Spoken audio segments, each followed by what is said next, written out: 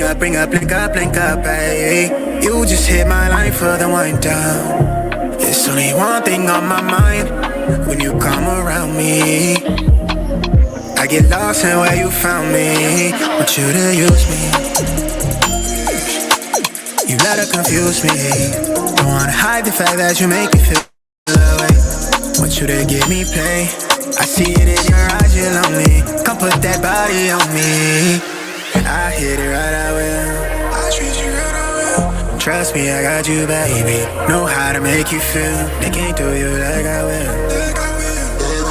Nobody do you like I will. I hit it right, I will.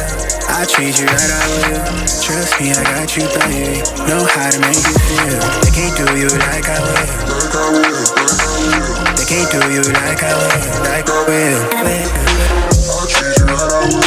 I treat you right, I will. Trust me, I got you, baby. Know how to make you feel. I treat you right, I will. I treat you right, I will. Trust me, I got you, baby. Know how to make you feel. I hit it right, I will. I treat you right, I will. Trust me, I got you, baby. Know how to make you feel. I hit it right, I will. I treat you right, I will. They can't do you like I will. Like I will.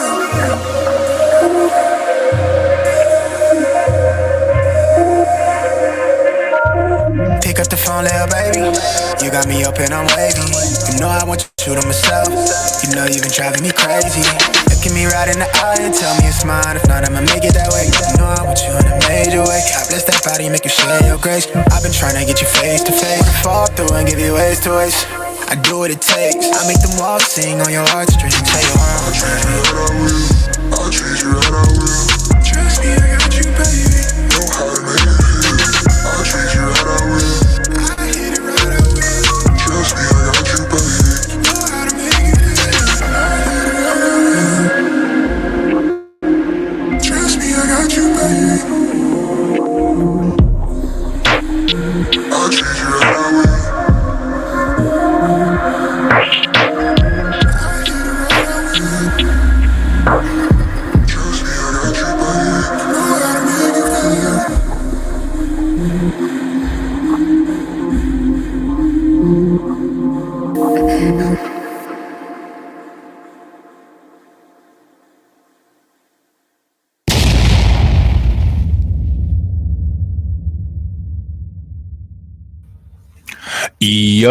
Yo, what up, y'all? It's your boy Rob coming back at you once again with another live stream. So before we get started, you already know what to do. If you're not subscribed to the channel, make sure you hit the bell icon twice. Smash the like button, share this video out to all of your followers, and let's get it cracking. All right, so shout out to everyone who is in the room already. It is great to see all of you guys in this bad boy early. Smash that like button, hit the bell, share the stream to your social media. Let me know if you guys can hear me okay and see everything. If you guys can, y'all know what to do. Give me that thumbs up. If you guys cannot, give me that thumbs down or that radiation emoji in the chat, or give me a thumbs down or angry face in the chat. And I'm gonna shout out everybody that's in the building. We got Brooklyn Queen up in here early. We got Catsy in the house. Shout out to Catsy. And I think Catsy just joined the Discord. Let me see if she did. Let me see. I think she did. Yep, she did. Shout out to Catsy. What's good with it? Welcome to the Discord. She's the 100th member. So if y'all are part of the Discord gang, throw them Discord emojis in the chat. You know what I'm saying? We got Wallow J in the building. Shout out to Wallow J. We got my man Torian Rain. Shout out to Torian Rain. We got Denise Scales in the building. Shout out to Denise. We got Val Williams in the house. We got Shamika Gray up in here. We got Volvo to Love in the building.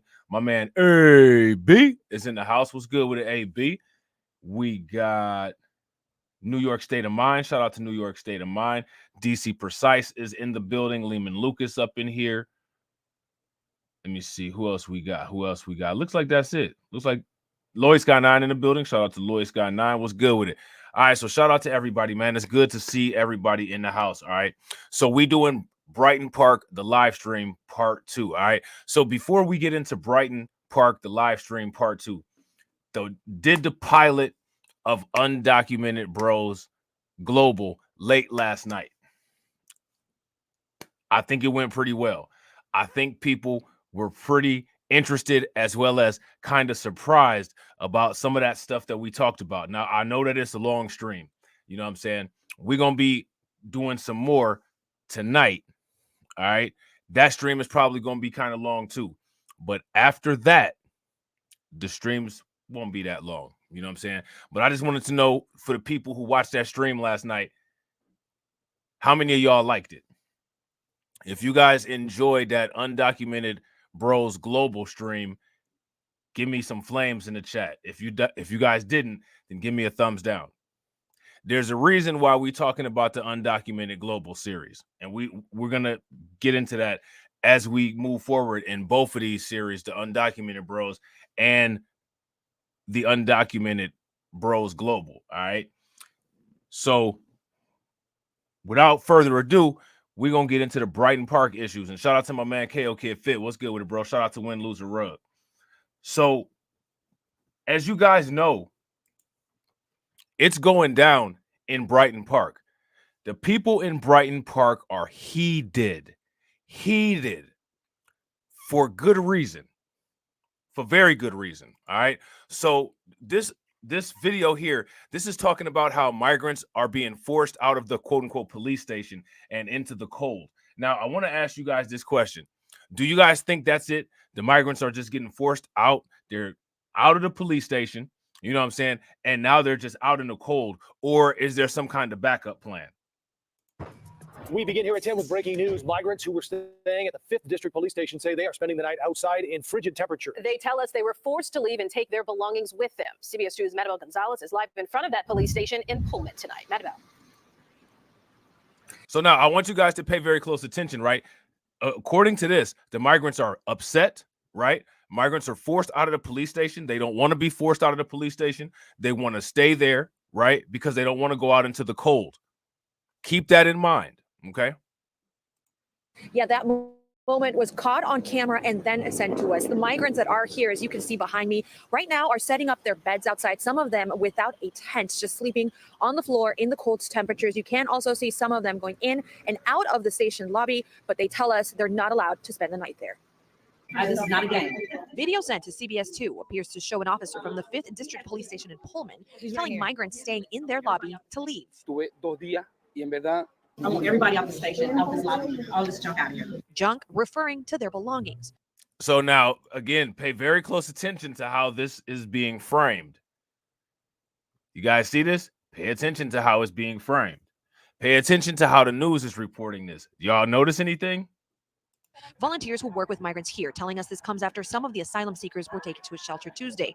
According to them. Now, I want to go back, right? I want to show you guys this picture with the policewoman telling the migrants to leave.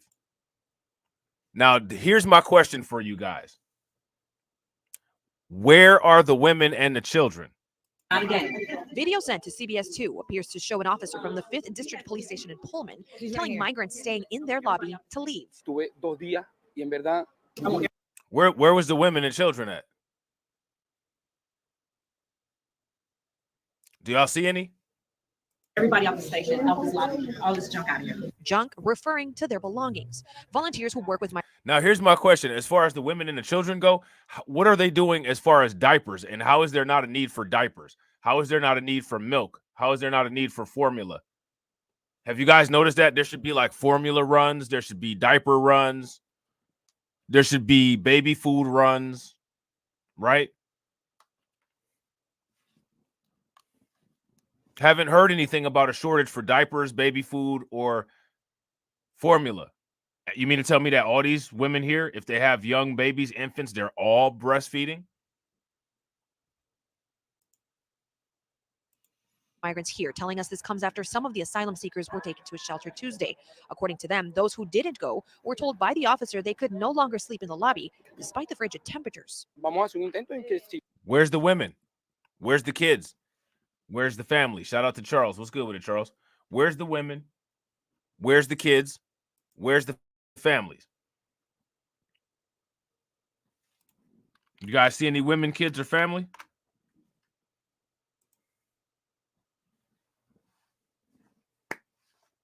That's a question that we're going to be asking ongoing. Some of the migrants we spoke to say there was no more room for them. Others, like this man, didn't want to stay at a shelter. They say this feels like retaliation for staying. We asked Chicago police about this video and if their policy on allowing migrants to sleep in their lobbies has changed.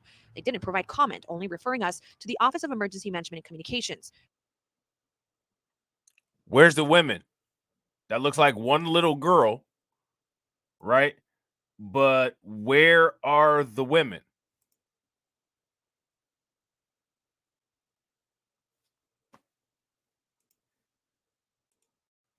We're waiting to hear back from them. I don't know for sure, but this is what I heard. Okay. That they got kicked out. After hearing the migrants might have to spend the night outdoors, volunteer Jenny Leal and her sister scrambled to find an apartment where some of them could stay. They were able to take in 4 migrants tonight. A harsh break for them, they're out here in the cold, and this shouldn't be for anybody. We serve the homeless in Chicago too. The migrants say they want work. So I want you guys to pay very close attention to what that lady did. That lady conflated, quote unquote, the migrant crisis and homeless people. Not the same thing at all by any means, right? Those are two very different things. But it's interesting, though, because the migrants are actually utilizing the homeless people's resources, right? Shout out to my man DeAndre. DeAndre said last night's Undocumented Bros was fire. Some interesting stuff, wasn't it? Some interesting stuff, wasn't it? More to come, bro. I'm glad you enjoyed it. I'm really glad that you guys enjoyed that. Permits to be able to move into their own places. And although they say they're thankful to the officers who've allowed them to stay here so far, they say the way they're being asked to leave and stay out in the cold is inhumane. Okay, so they found one woman. And she was Now, only on starting there for tomorrow, a a network seconds. of 17 churches citywide will be taking in around 100 migrants into. So now you guys hear that? Churches citywide are going to be taking in migrants. Churches citywide. So pay very close attention to what these churches are doing. 100 migrants into their spaces, providing them with temporary shelter. Volunteers here tell me this could be one of the reasons why the police stations are asking the migrants to leave. Reporting live in Pullman, Maribel Gonzalez, CBS 2 News. All right, so there's that. All right. So now remember, the migrants are upset, right?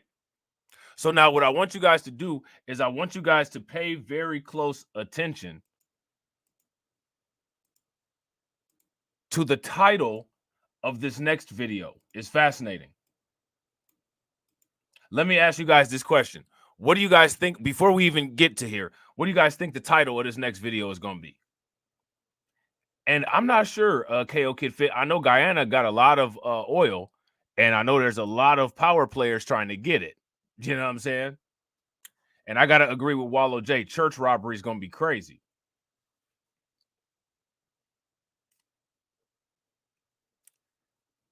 Check this out. Migrants pleased to move from Chicago police stations to churches. Man, that attitude changed quick fast, didn't it? Shout out to Tiff. What's good with it, Tiff? That attitude changed very fast. At first, they were outraged. Now they're pleased. We're going to start calling these people the undocumented patch kids. These are the undocumented patch kids because first they were sour and now they're sweet. Day one of the city's new initiative to tackle the migrant crisis Shout out to by John partnering Guillory. with What's good with churches it, bro? to take in asylum seekers. CBS 2's Andrew Ramos was in Pilsen, where migrants arrived at one of those temporary church shelters. Now, Dunamis Life Church here in Pilsen, among the 17 churches across the city expected to take in asylum seekers in the next coming days. The goal is to keep them safe from the cold and then get them ready to live on their own. The smiles and the sense of relief were hard to miss. Wednesday morning, dozens of asylum seekers who for months called. So hold on real quick. Let's take a look at this snapshot here. Bunch of guys, one woman. Sounds like the wrong kind of party to be at, doesn't it? That sounds like the wrong kind of party to be at. Bunch of guys, one woman. Not good. And the sense of relief were hard to miss. Wednesday morning, dozens of asylum seekers who for months called the 5th District Police Station home boarded buses to start a new chapter. As many as 40 of them being transferred to churches on the South Side, where they'll each get a bed to call their own and receive accommodations they haven't had for months. So one thing, if you guys, shout out to Jacoby, one thing coming soon to OnlyFans. I'm sure some of these, you know what I'm saying? Some of these individuals, I'm sure they got an OnlyFans. I wouldn't be shocked. You know what I'm saying? Some of these women, I'm not trying to be funny, but that might be why a lot of the women probably didn't go nowhere, because they probably making dough. You know what I'm saying? So my question for you guys is, do you all see the similarities between the undocumented bros global and the domestic undocumented bros? They're getting a lot of accommodations. They're getting a lot of accommodations. And here in Ireland and in the UK, these undocumented bros are getting these accommodations, all expense paid for. All expense paid for.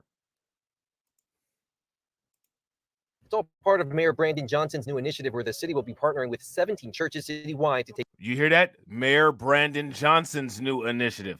So just so you guys know, it's Mayor Brandon Johnson who's pushing this forward. He's completely ignoring the majority of the people of Chicago and moving this agenda forward. So now here's my question for you guys. What does that tell you about the power of the vote? And somebody had put in a good comment here, and I wanted to highlight it real quick. Shout out to New York State of Mind. New York State of Mind says, why J.B. Pritzker not placing them in his family business in the Hyatt hotels?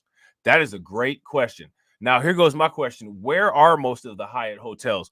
I wouldn't be surprised if those hotels in that area where they passed that $1,000 for the first 30-day tax, I wouldn't be surprised if the Pritzker hotels are in that area. I don't know for certain. I don't want to say as if I'm stating it as a fact. I'm just saying that strategically, I wouldn't be surprised about that.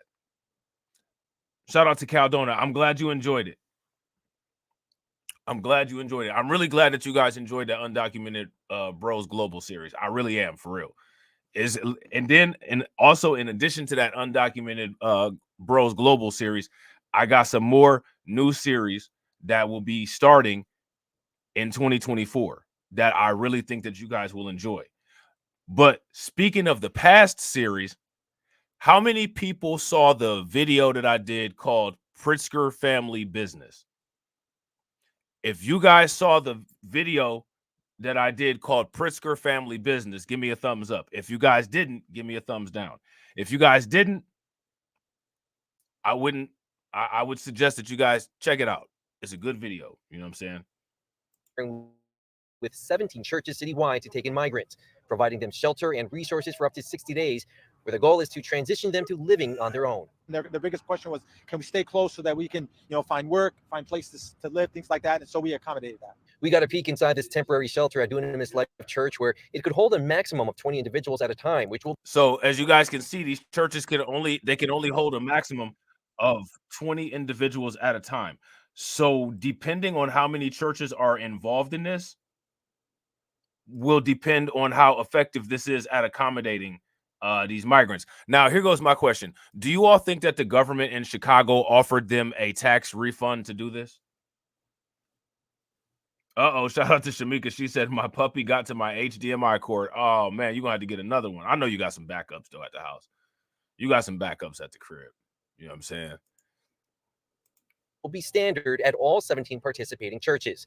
The transition is being met with much relief from asylum seekers. We're going to help them with mental health, which is so needed as they trek their journey across jungles and went through all kinds of who knows what. Back at the 5th District Police Station, volunteers like Denise Rojas and Nancy Johnson say the day is bittersweet. They have been on the front lines assisting in the migrant crisis since the beginning. They understand the obstacles and hope the city is now better equipped to handle any future. Now, see, here goes my thing, right? And I'm going to just put this out here. Shout out to Al McCowan. Al McCowan said, I swear, bro, a vampire. That's hilarious. Here go my thing, right? I don't have a problem with, giving a helping hand to people who are in need, right? However, this isn't that kind of situation, if you ask me. This is a situation of nonstop, quote unquote, need. And it's arguable if this is actually a situation where we're dealing with need. As many migrants as there are coming to the United States, if there's all of these humanitarian crises all over the world, in all of these different countries, because they're all coming from multiple different countries, why are we not hearing about all of these crises all over the place? Why are we not hearing about it? That's my question. And real quick, shout out to everybody that's watching. We got 44 people watching. If everybody can take a moment and smash that like button and get us to 60 likes. And if you guys have not shared the video to your social media, please take a moment, share the video to your social media. And if you guys know anybody from Chicago, New York, Denver, any of these places that are being affected by this migrant crisis, make sure that you guys tag them in the video, tell them to come check it out. Surges of arrivals. They should have never, these people, since they were welcome, they should have never had to experience this, sleeping outside in these harsh conditions and these harsh weathers. Clearing out police stations as well as those still left at O'Hare Airport is going to be an effort that continues for the next couple of days. The 17 churches are going to be able to accommodate up to 300 migrants in total. So the 17 churches are going to accommodate 300 migrants in total. Now, here is the problem, right? I want to show you guys this. Here's the problem, right? So it said that those 17 churches, they're gonna be able to they're gonna accommodate 300 migrants, right? Now, here's an issue with that. I'm gonna show this to you guys real quick. That those 17 churches are accommodating 300 migrants who are already there. These are 300 migrants who are already there and accounted for, and are counted for in the amount of migrants that they're accommodating as of right now. According to this report, come next Tuesday, more than 300 more migrants will arrive in Chicago. So those 300 spaces that these churches are taking up are already exhausted, not even with the migrants who are there, but already exhausted by this new arrival of migrants that's coming in on Tuesday.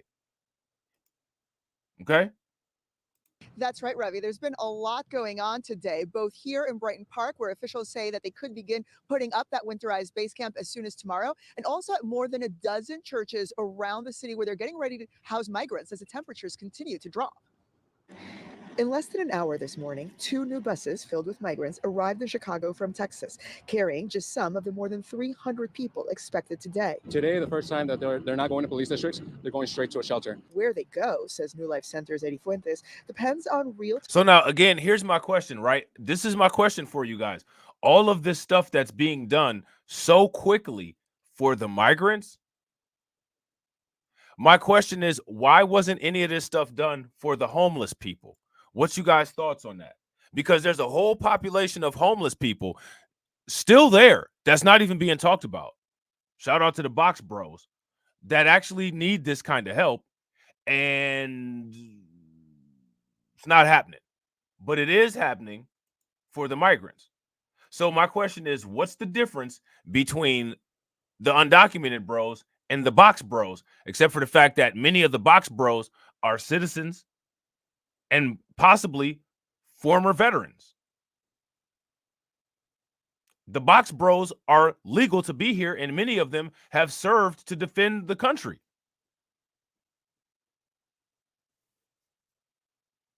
So what's up with that? Shout out to Black Manta. What's good with it, bro? And shout out to Mask On or Off. What's good with y'all? Time availability, with priority given to families with young children.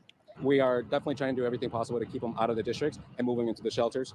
We do provide them blankets and everything to prepare them if they do go to a district. With the temperatures continuing to drop, the city is frantically trying to avoid scenes like this, migrants sleeping outside police stations in frigid weather. It is why today a partnership was announced with 17 churches, which as of tomorrow will take in 20 migrants each for as long as necessary. And the goal is, as we increase to now, see, they got to be careful with this, right? We're going to take in migrants. We're going to take in 20 migrants each as long as necessary.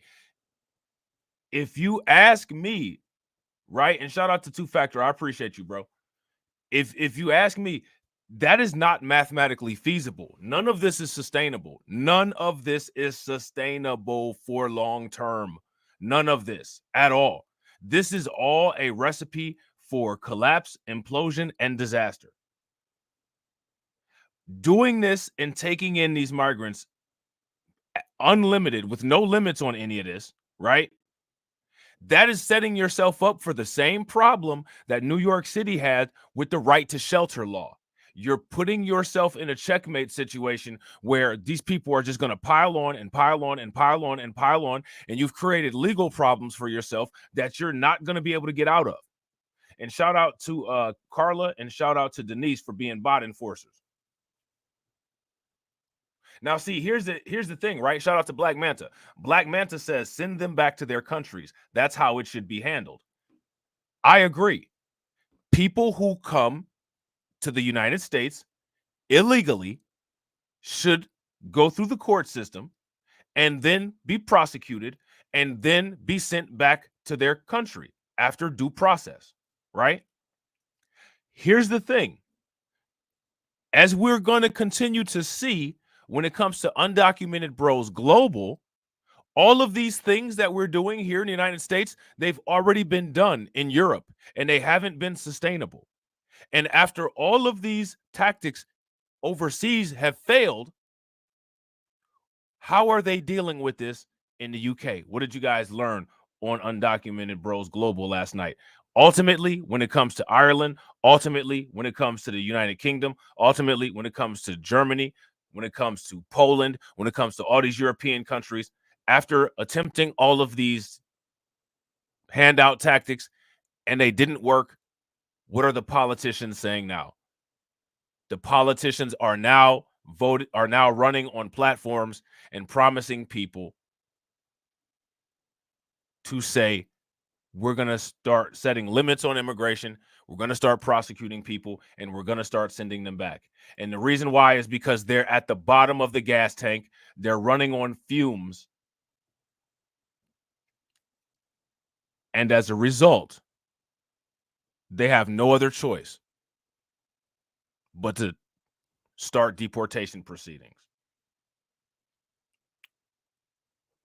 We're already looking at the long-term effects of this in Europe.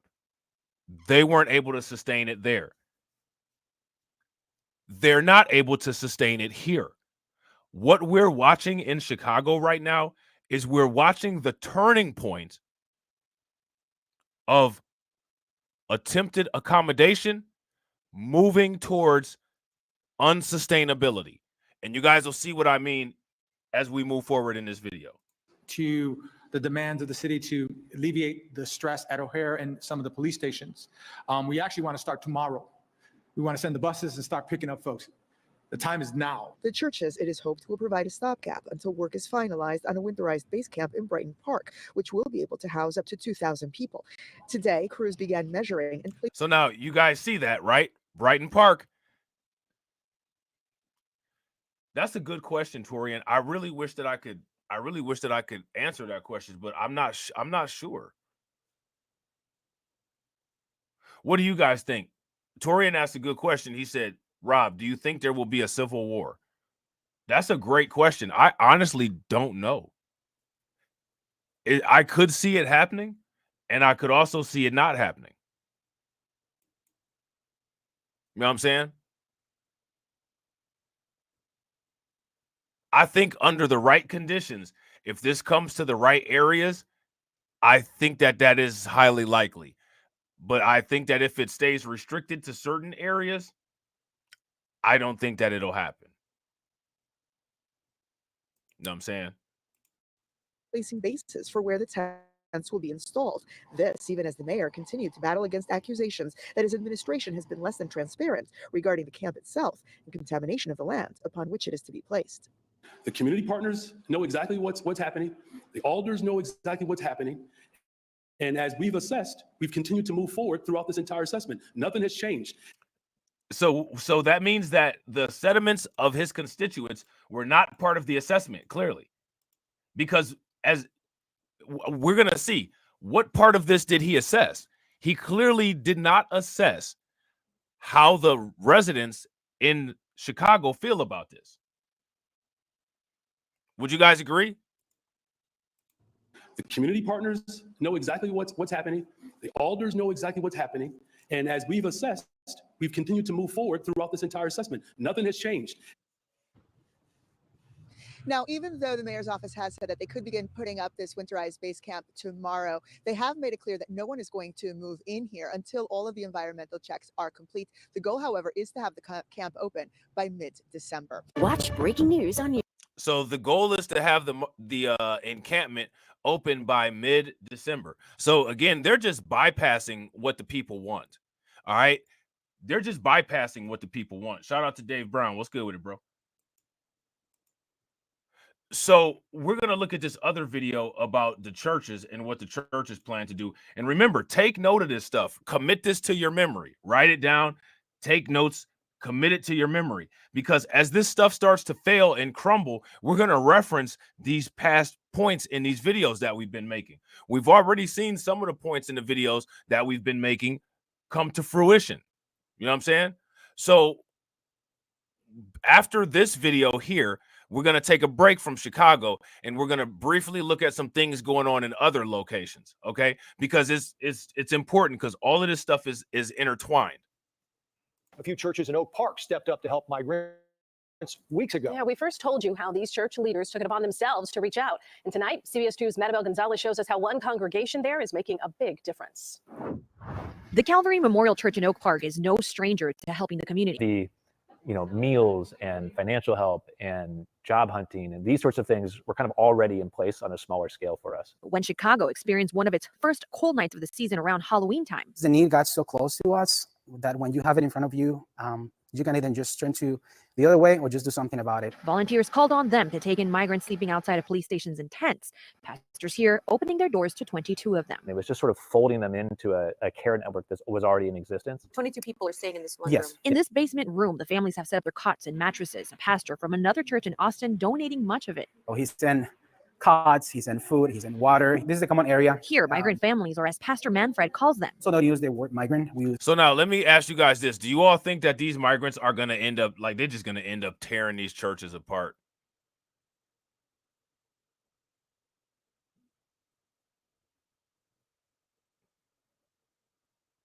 I guarantee you that at some point here, the people who are part of those congregations, they're not going to be happy with what's going on with those churches and the migrants, and those churches are going to eventually collapse. And what's going to end up happening is that the migrants are not going to leave the churches. A lot of people are going to be extremely upset with this situation. The word guest. They're getting help with job placement, housing, and English language classes. So you had to figure everything out Yeah. in such a short amount of time. Yeah, I mean, within a week. Every week, they hold community dinners like this one, where the families can share a meal with. So now here goes my question again, and I'm going to keep asking the same question. If they could figure this out in a week to accommodate these migrants, why have they been neglecting the homeless population in these places for so long? How do you figure out how to house migrants who just arrived, but you have an entire homeless population, to the point where there's an actual homeless crisis going on that's not getting any publicity, but you haven't figured out a way to accommodate or house the homeless people?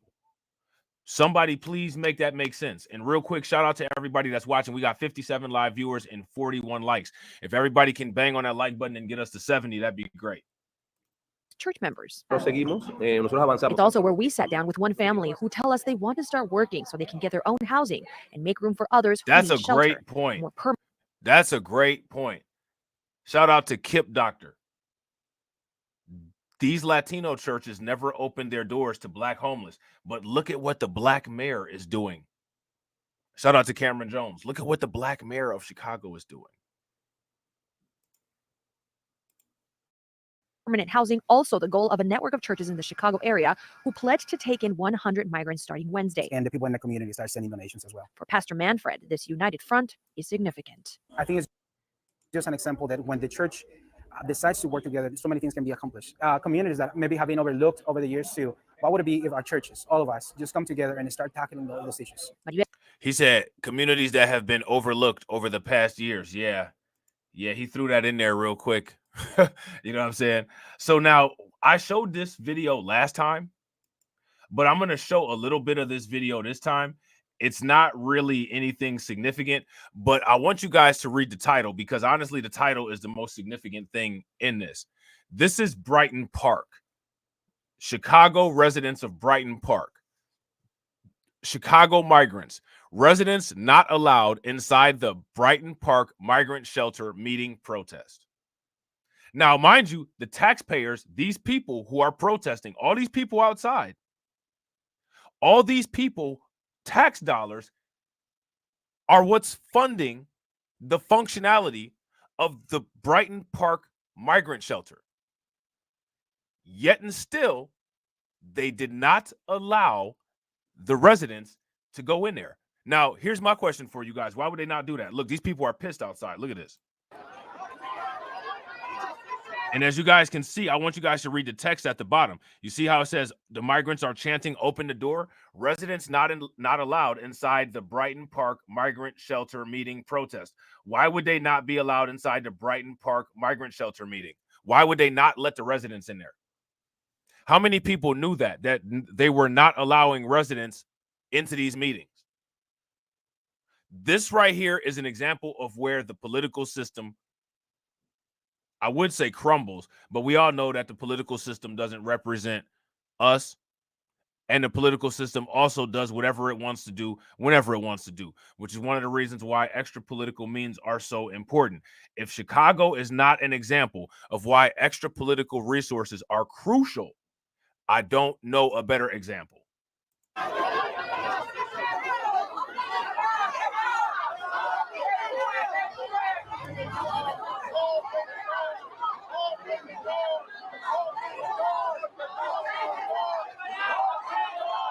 So they're chanting, "Open the door." They're trying to get in.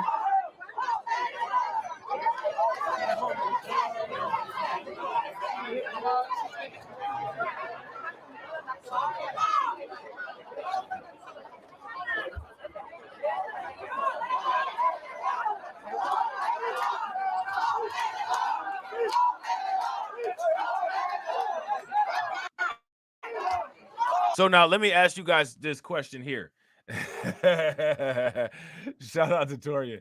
Toria said, "Looks like January 6th out there." It looks like January 6th in a different Marvel universe, doesn't it? In a different Marvel universe, this could definitely be January 6th.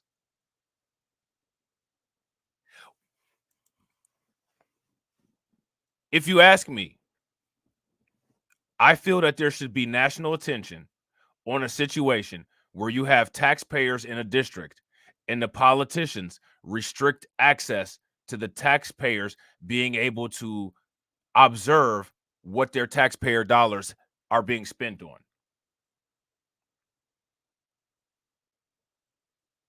I feel that these people have every right to be able to go inside of there and voice their opinion at this migrant shelter meeting.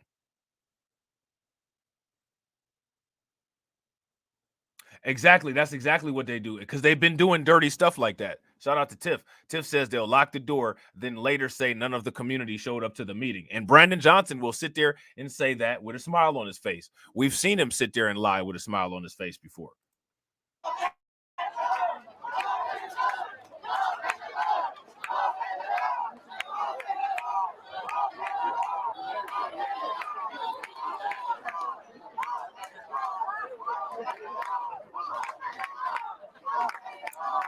Now, I want you guys to pay close attention, right?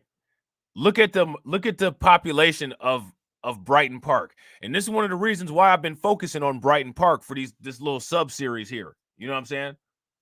What do y'all notice about the people of Brighton Park?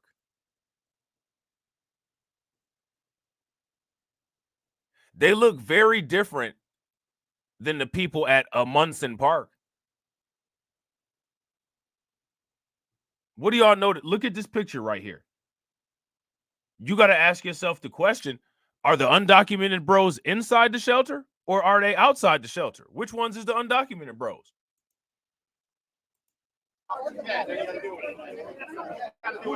Which ones is the undocumented bros? Oh, shout out to NY State of Mind. NY State of Mind said they look like immigrants themselves. If you guys agree with NY State of Mind, give me a thumbs up. If y'all disagree, give me a thumbs down. That is important. Shout out to DBB. Good morning. What's good with you? That is important. That right there is one of the main reasons why in this mini series here, we're focusing on Brighton Park, because this is a very unique situation. So for the most part, the rest of this video, it's just a video that shows, you know, people being upset. Now, somebody had asked about the police. Here go the police. They're pulling up. Hold on real quick. Like somebody in a bulletproof vest right there. Yeah. So let's go there real quick. They deep. It's lit. If I was down there, man, look, man, I'm selling t-shirts. You know what I'm saying? I'm selling Google Translate because, you know, half of them can't speak English anyway. They even got the protest signs, some of them in Spanish, some of them in Chinese, Japanese, Korean, Vietnamese.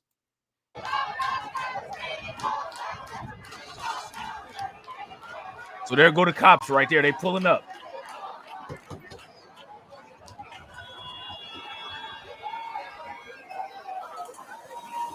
Oh, and then it looks like they pulled off. They decided to bounce. Oh, here they go. Police state the laws. You know what I'm saying? Speaking of the laws, new episodes of The Laws coming soon. Shameless plug. Speaking of the laws, new episodes of The Laws coming soon.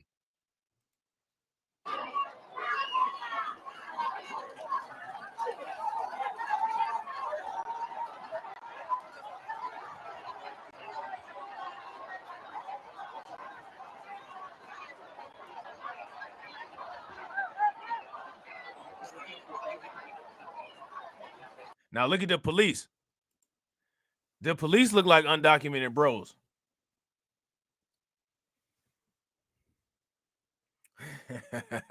Everybody in Brighton Park look like undocumented bros.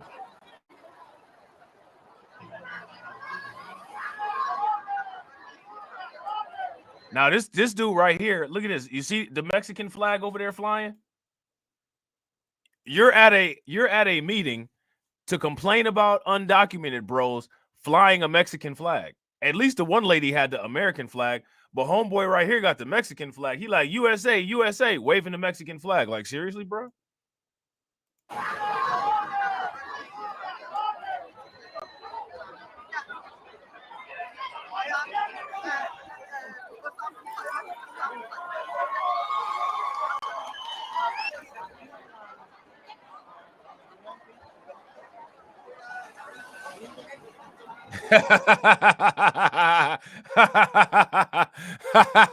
Hey, look, hold on. The female police officers getting upset.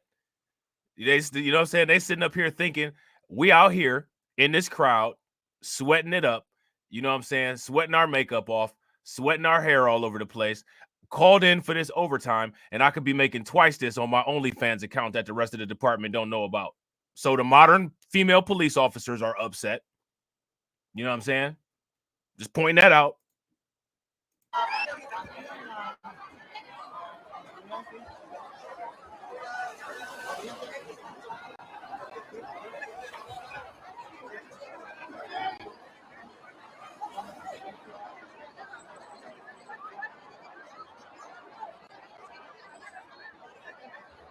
So now I want you guys to pay very close attention. The police have barricaded the people, right? So if they tell the people to disperse, the people can't get out without getting past the police. You know what I'm saying? Yeah, y'all already know them two modern police officers are mad.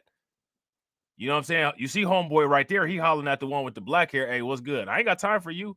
I got to do OnlyFans when I get out of here. I got to recoup on my money because I was in the middle of a shoot and then I got called in to do this bullshit. That's what she telling him. You're like, oh, okay, damn. You know what I'm saying?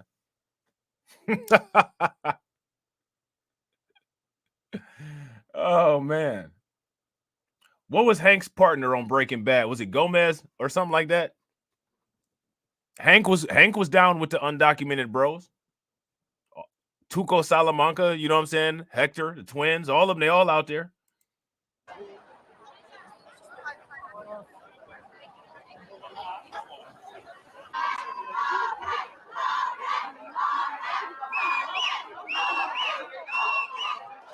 Tuco Salamanca gonna come out and be like, have you ever got the sanctuary city status vote pushed back? B. Brighton Park is lit. You know what I'm saying? Like Dave East said, everything lit. You know what I'm saying? Shout out to Dave East and Styles P. Everything lit. Now, there's some breaking news, very important, that we need to talk about here. And this right here is evidence that we're doomed.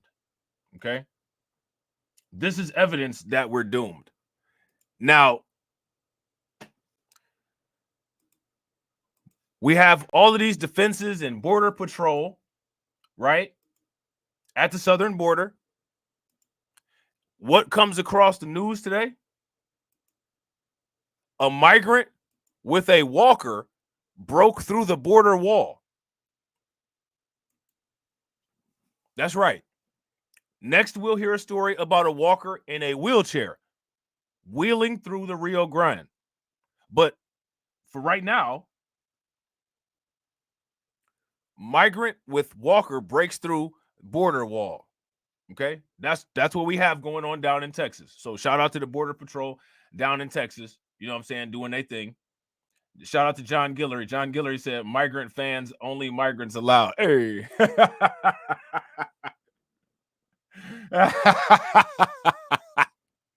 Shout out to my man Unsunken One. What's good with it, bro? So, yeah, shout out to the Border Patrol for doing their job. We got a migrant with a walker who has broken through the border wall. So it's a wrap now. I mean, everybody come. The floodgates are open. You know what I'm saying? How did you get through the barbed wire with arthritis? How was you able to do that? We're going to find out. We're going to find out. All the problems with America. And look, we've got a lot of problems. We remain the shining city on the hill. No wonder millions upon millions of people come here every year, many illegally. And no one can fault someone for trying to make a better life for their family. That said, you've heard over and over again from the Homeland Security Chief that the border isn't open, that the southern border is secure. Of course it's not. But it's also not Alejandro Mayorkas' fault. He's just doing and saying what he's told.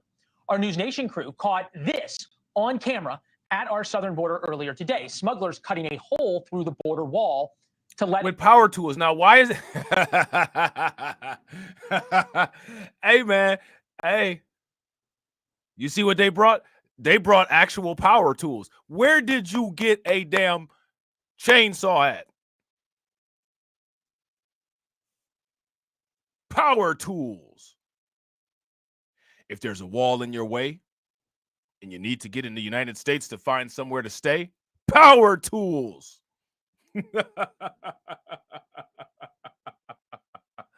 Oh, man. They got a damn... Where's it plugged in at? Where are the batteries? How'd you get the batteries?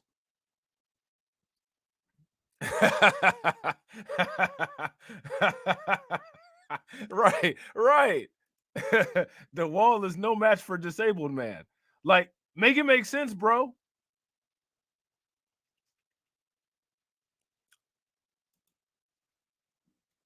Make it make sense.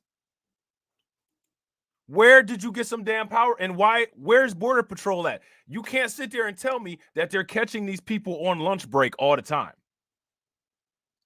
You know what I'm saying? Now, I gave them some grace the last time we talked about this stuff. I said, you know what? Hey, maybe they on break. Maybe they around back behind one of the pickup trucks, smoking a little spliff on their break. I get it.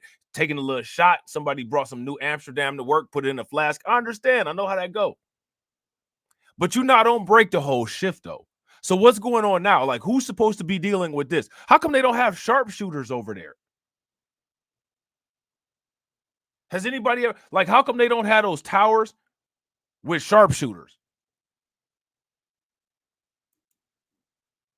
Look at this. A group of people in. Yeah, no Border Patrol anywhere around. They came back a couple of hours later, too, this time with a generator. Eventually, Border Patrol came. Where'd they get a damn generator from? Shout out to Black Spider, B1. Where did they get a generator from? Where are they getting all these supplies from? They come to the United States ready to landscape.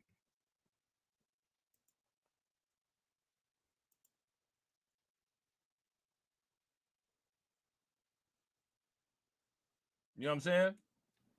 Shout out to Torian. Torian says, plot twist. The government hired SOB Border Patrol to get them over here easier. Bro, you remember that video that we did where it showed them dapping up the Border Patrol as they were coming in? Did they call Uber Power Tools to deliver them some power tools outside the fence? Like, make this, somebody make this make sense for real. At some point, but then we saw along the group of illegal immigrants that had gotten through the wall, and we're going to show you this picture. Look at this. A one-legged man with his walker. Abuela finna come through. Abuela finna come through.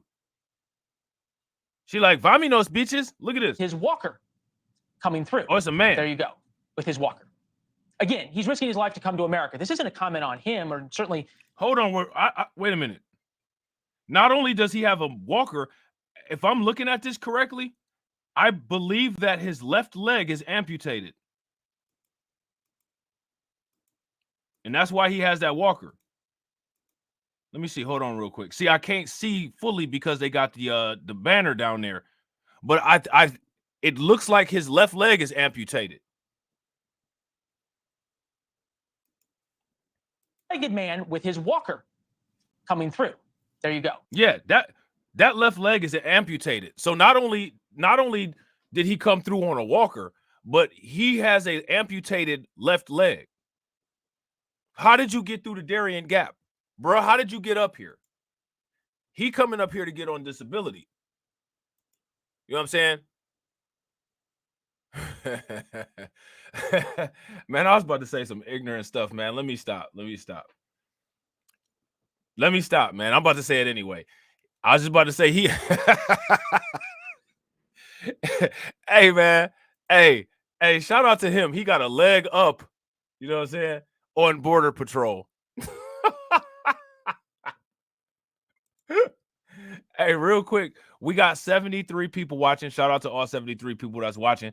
And we got 50 likes. If everybody can bang on that like button and get us to 80, I would greatly appreciate it. With his walker. Again, he's risking his life to come to America. This isn't a comment on him. Yeah, see, look, you see the pant leg, how the pant leg is just hanging down? There's no shadow behind there. My man only has one leg. That would have made a better headline if they had looked at that picture closer and been able to tell this motherfucker only has one leg. He only got one leg, and he fit through that little ass fence part. One piece of paneling is removed out of the fence, and he was able to fit through. He was able to fit through because he only got one leg.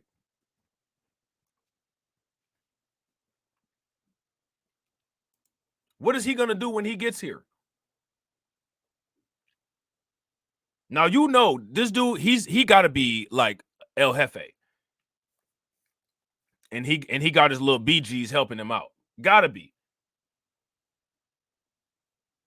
That's what I'm saying, Charles. Facts. I guess they want us to believe he walked to the border on one leg. Right. Certainly, we make in no way light of his disability. But what better illustrates an open border? What image would better prove that the border is in fact open? Look, you can see right there. Look at that. You can see right there on that picture that they got up there in the corner Homeboy only got one leg. I told y'all, he only got one leg. What movie was that where they was like, I have no legs? What was that? That movie Kids? With the homeless dude when he was on the train? I have no legs. Now, you know, they taking videos of this and sending it back to wherever they coming from and said, listen, man, we got homeboy through here with only one leg. If we got him through here, we definitely can get y'all through here. We definitely can get y'all through here. Man, not only did he put his best foot forward, homeboy put his only foot forward, bro.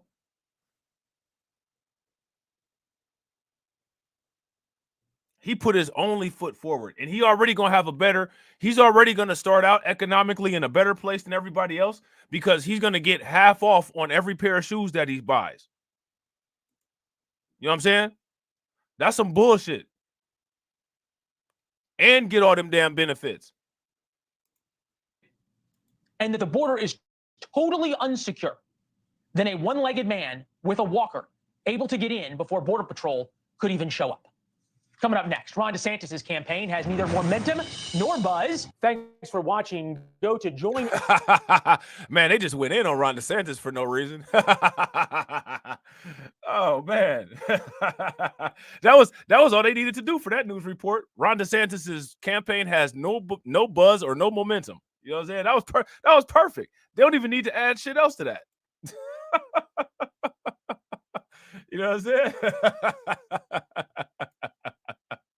So speaking of Ron DeSantis, in Florida, the grand jury is calling for more immigration reforms. Okay, so let's see what they're talking about over in Florida. The state capitol, a statewide grand jury said on Monday that the crisis at the southern border poses a financial as well as physical danger to Floridians. Here are the details. The latest report from Florida's grand jury investigating immigration issues. A rebuke of President Joe Biden's border policies. It's 146 pages. So everybody is rebuking President Joe Biden's border policies. There's literally nobody okay with what's going on at the border. Nobody. Yet and still, just like Brandon Johnson in Chicago, it does not matter what anybody thinks. They are still going through with this stuff. So now, again, we got to ask the question, does it even matter if you vote? That's my question for you guys. Suggests nearly 3 million, more than 8,000 a day, are attempting to illegally cross into the U.S. Look at that. Look. The report says a third are stopped by authorities, while the remaining either, quote, got away or await court hearings. Florida, the panel estimates, now has nearly 1 million residing here illegally. Florida has 1 million undocumented bros posted up illegally. 1 million. Y'all remember Jay-Z? 1 million. That's what they got down there.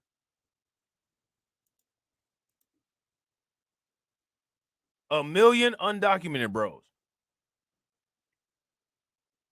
And I agree with Torian 100%. If you guys agree with Torian, give me a thumbs up. If y'all disagree, give me a thumbs down. Torian said, if Chicago elected a Republican mayor, I believe the same thing would be going on. Absolutely. Absolutely. And honestly, they would be doing it, if you ask me, in a more devious way.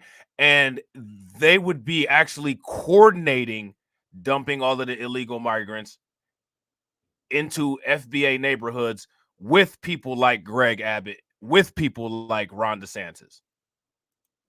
And then they would do it and they would say, well, Chicago's a mess anyway, so it doesn't matter.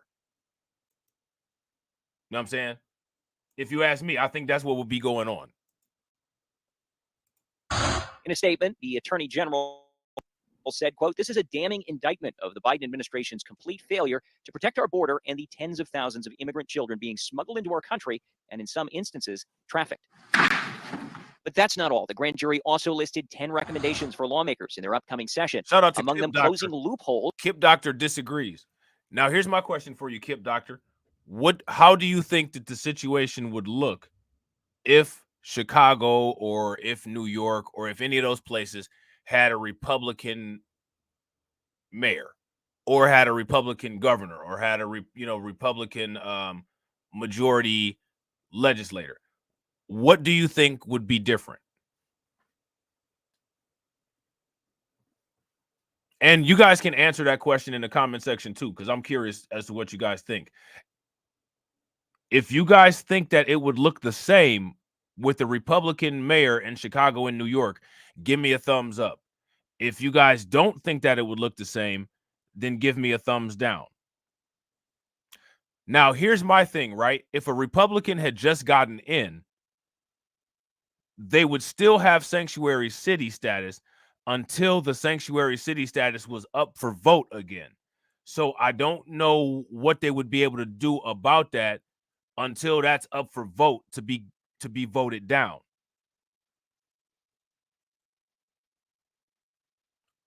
Now that's interesting. I could actually see that possibly happening, depending on how cool, what kind of relationship they had with those particular governors. I could possibly see that.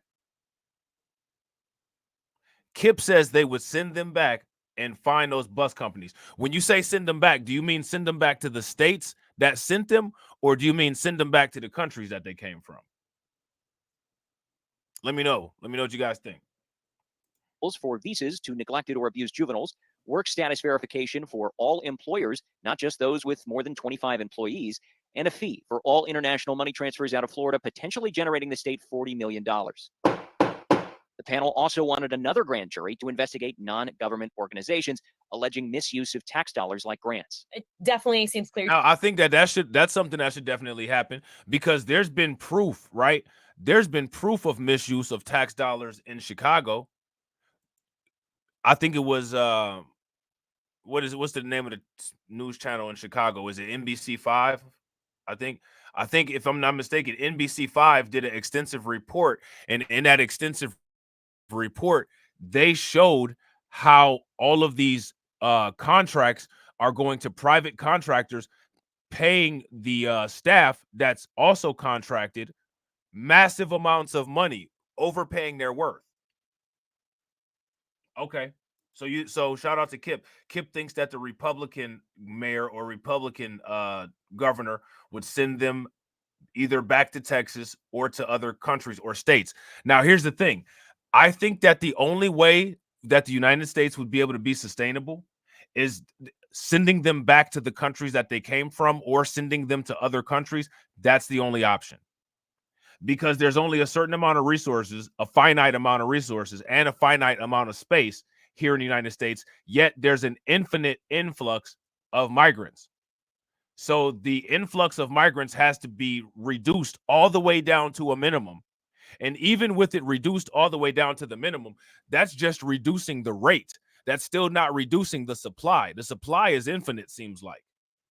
So there has to be some type of logistics that takes place, as well as they have to get the court system more efficient so that they can get with the deportation proceedings, prosecution, and processing the legal residents, right? You know what I'm saying? So to me, right, the only way to deal with this is to deal with the root cause. And the way to deal with the root cause is to, wherever the migrants are from, stop the migrants from leaving where they're coming from. If you ask me, that's the only possible way that this situation can be dealt with. Anything other than that is unsustainable in the long term. You know what I'm saying?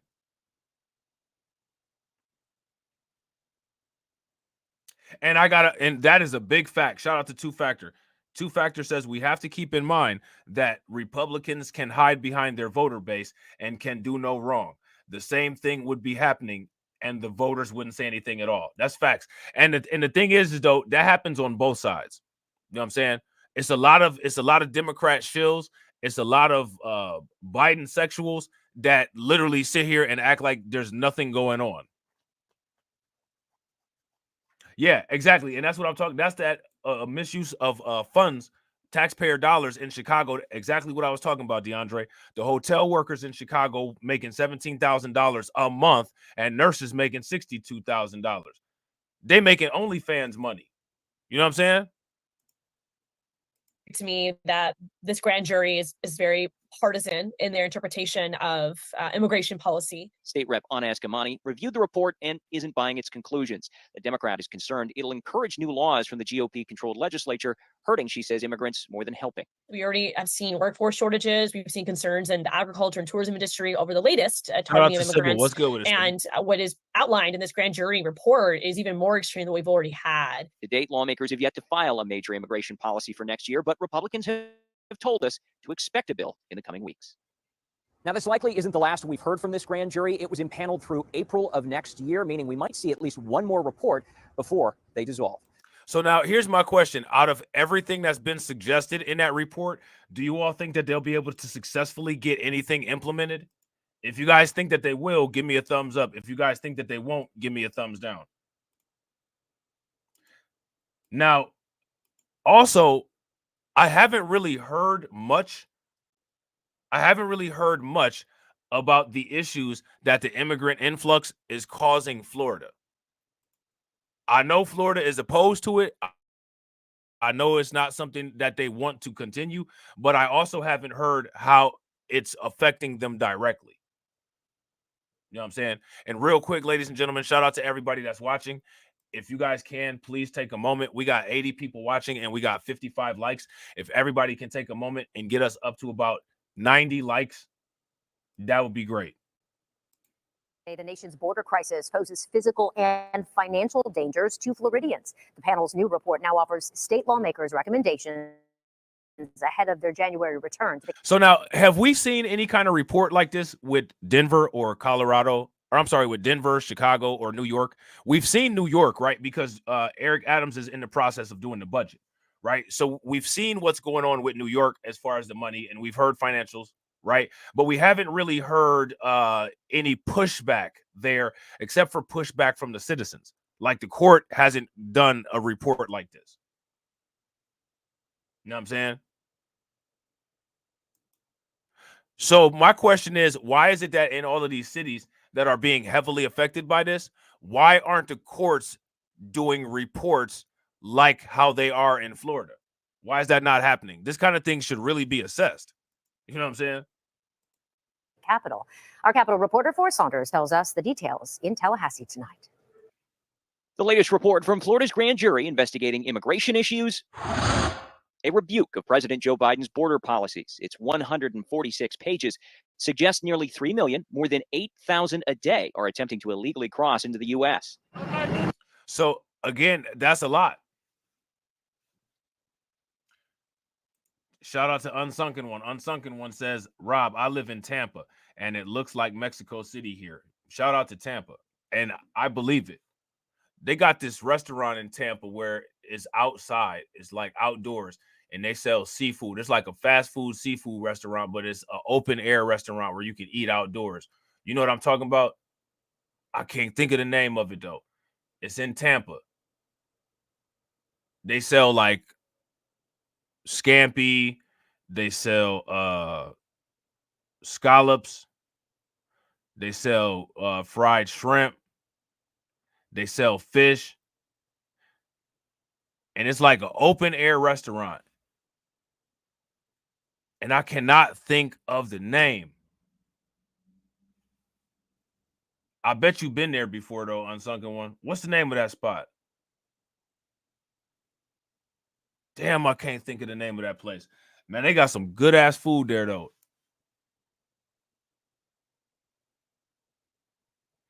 It's a seafood spot.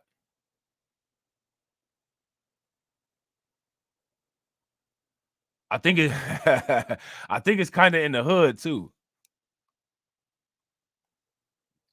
You know where I'm talking about?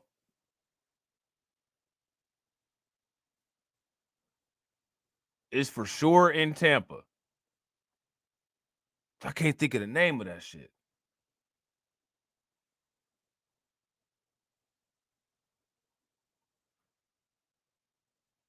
Oh, man, it's going to kill me, man. It's going to drive me crazy, man. What is the name of that place?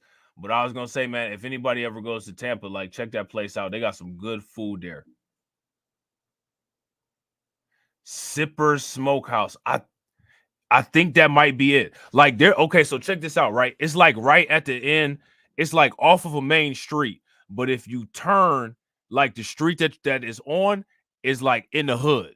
Like if you turn off of the main street and go past the restaurant, you driving like directly into the hood with like a whole bunch of like little houses and shit. But it's hood though. Skipper Smokehouse, that's the name of it. Was it called something different before? It got like a green sign.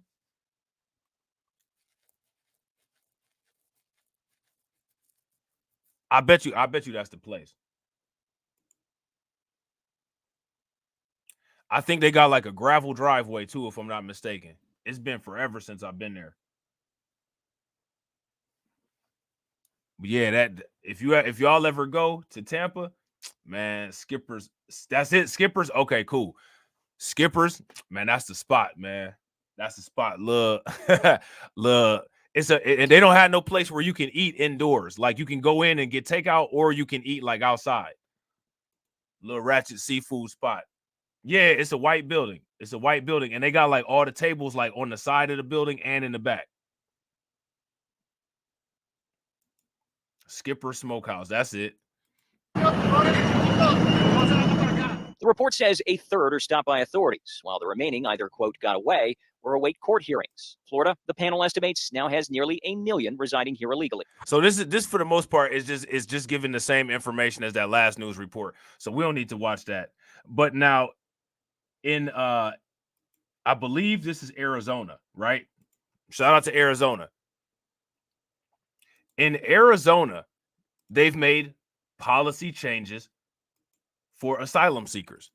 As you guys will see as we go through this video, in all of these places, regardless if it's a conservative place or regardless if it's a liberal place, all of these policies regarding quote unquote asylum seekers are slowly starting to change into more conservative places. Shout out to Yoshimori. Yoshimori says, sounds like this good ass chicken spot I used to go to in Lakeland, Florida. Well, oh, you know what it's called? Next time I go to Florida, I'm hitting up all the spots, all the food spots. I'm hitting every single one of them all over the state. You know what I'm saying? Since the end of Title 42, there have been changes to the policy for asylum seekers. In August, the Ninth Circuit Court of Appeals allowed the Biden administration to keep in place its policy of restricting asylum access if refugees fail to use a legal pathway. Brian Svensson talks with local immigration attorneys to go over this process. The administration has placed several policies that discourage people from seeking asylum by coming to the country undocumented. Immigration attorney Ricardo Ramirez says anyone fleeing their country as a refugee is eligible to apply for asylum. So now here we got to ask the question, what are the legal criteria of a refugee? Because you can't just have, I'm going to run this back. You can't just have a broad open term like that where anybody can fit into that. If you ask me, there should be strict criteria that are bullet pointed, that are very easy to point out. And if those criteria are not satisfied, then they need to take legal action. If the criteria are satisfied, then they should be allowed to go ahead and file, and they should move them through the process accordingly. If you guys agree with that, give me a thumbs up. If you guys disagree with that, give me a thumbs down.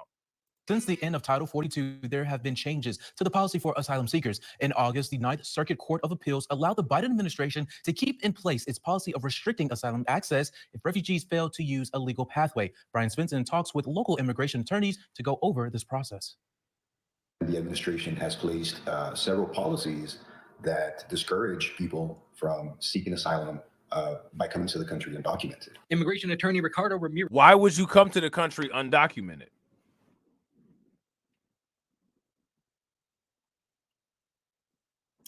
Why would you not first go to a safe country? It's called country chicken and fish. Okay, bet. Why would you not do it like this? Go to the first country where you're safe at, tell them your situation, file for asylum with all of the papers all of the documents that you have, submit all of your documents, right? Get processed, wait, and then file to get into the United States. I don't understand why you wouldn't do that. Once you've gotten out of the immediate danger that you're, supposedly in, Once you're out of that immediate danger, what's the necessity to hurry up and get to the United States? I don't understand that. Says anyone fleeing their country as a refugee is eligible to apply for asylum. Asylum is essentially a legal process that somebody goes So now this is my question for you all, right? What are the legal criteria that define what an asylum seeker is? That's my question. through from another country to seek refuge in the United States and remain in the United States, protected from going back to the country. But they have to meet certain criteria. See? Hey, there you go. Of course, they have to meet certain criteria. You know what I'm saying? Like, you can't just come in here and just say, well, I'm leaving my country. There has to be certain criteria. There has to be eligibility. You have to be able to satisfy the requirements for eligibility. You have to be eligible.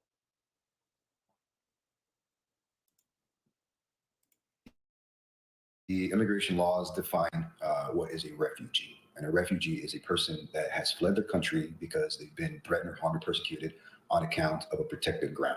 There are 5 protected grounds for asylum. They include race, religion, national origin, political opinion, and membership in a particular social group. Okay, so now most of these people that are coming from these countries, what kind of racism are they facing? Because they're all the same race.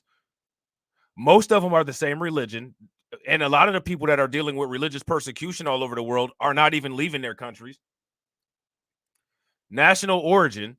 I don't understand why you would have an issue in the country that you nationally originated from if that's your national origin, unless you live in a country that has been dominated by WS and you have WS oppressing you. But in most of these countries, generations have passed and most of the groups that were there originally are extinct. And now, for the most part, they're multicultural, who all identify as Latino. Political opinion. Now, I could see that happening, right? Because you got, like the situation in Cuba, situations with Venezuela, and then it says member in particular social group. So if you ask me, these two could probably somewhat be combined, the political opinion and member in particular social group. But aside from that, though, the only one that I can see being an issue here is political opinion and member in particular social group. Most of the people that are coming that they interview, regardless of what I feel, right? Because I feel that the most common one, if this was legit, would be political opinion or member of a particular social group, right? You could live in a country where the country is an oppressive communist regime, and you could be like, I want to have free capitalism and all that, and having those kind of clashes, and it's like, okay, I'm in danger here, so I got to go. I could see that, right? Even in some situations, I can see religion. But like I said, though, the religious persecution people aren't even leaving those places. None of these reasons, when these people are interviewed on TV, no one lists these reasons ever.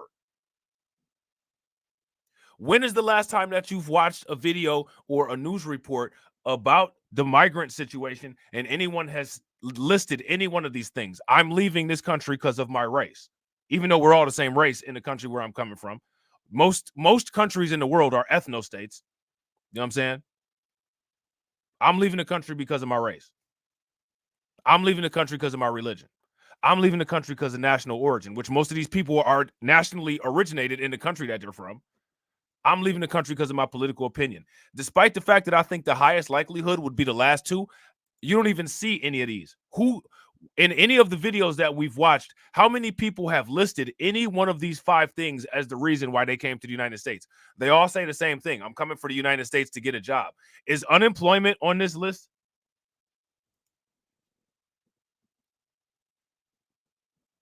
If unemployment is anywhere on this list, give me a thumbs up. If unemployment is not anywhere on this list, then give me a thumbs down. So if they're coming up here to get a job because you can't get a job, that does not count as someone seeking asylum. That counts as someone seeking a job. Case closed. Hit the gavel. You know what I'm saying? The level of evidence a person has, the current country conditions, diplomatic ties between the United States and that country they're fleeing from, all those are factors that are taken into account. Ramirez says people leaving countries that have more publicized unrest have an easier time claiming asylum. A lot of factors go into determining what qualifies as a conflict, a war, or persecution. Let's say Ukraine or maybe Israel, Gaza right now, you have worldwide attention. You have very well documented evidence of what the country conditions are. When fleeing violence, one thing to consider is who is engaging in that violence. Ramirez says it's much easier to be granted asylum when a country is in conflict. You have gangs, right, that could be organized, could be sophisticated. Okay, so now here's the question, right? We already know that there's issues like that going on in Haiti, but the United States turned around all the Haiti people and flew them back to Haiti. So what they're saying here, it sounds good, but in practice, we're not really seeing the application how it's being described on the video. You know what I'm saying? But yet just don't meet the level of state action that is required for asylum. Regional migrant processing centers are being set up to inform people of the new laws. Refugees have to visit one of these centers or use the CBP. They just cut this off right in the middle of the damn video. Okay.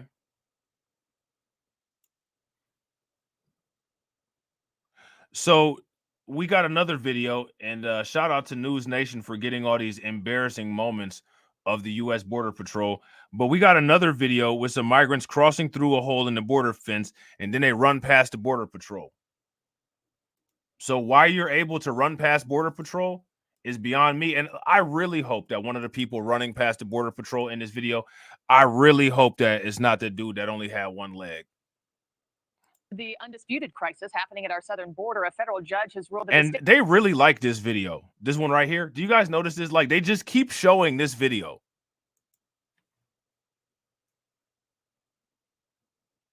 Like, they continue to show the same scene over and over and over and over again. Anytime they just repeatedly show the same scene of something that's supposed to be happening so often and all over the place, that's kind of suspect, if you ask me. It's kind of suspect. You know what I'm saying? It's kind of suspect. It's kind of weird. It's kind of weird if they keep showing the same footage. And what I noticed about News Nation, which is interesting, is that they keep showing the same footage. Do you guys notice that? They keep showing the same footage.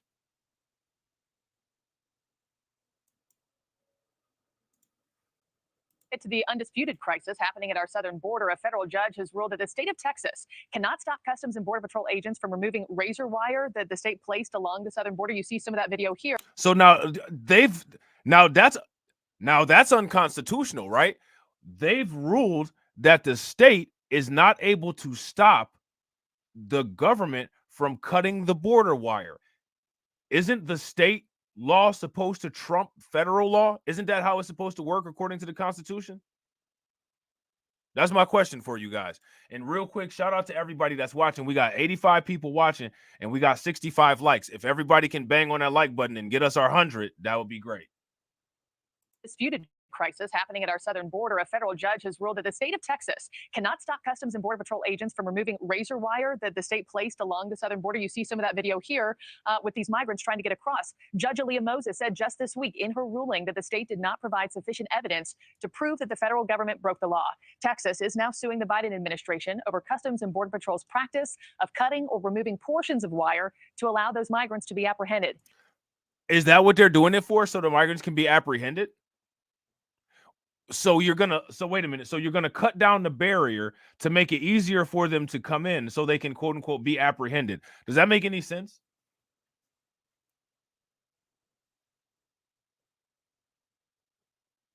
So I want you guys to make sure that you heard that, because that's an important little sentence right there. They said that the Biden administration cut the wires so that the migrants can come in to be processed. So you're taking down the border to let them in instead of keeping them out.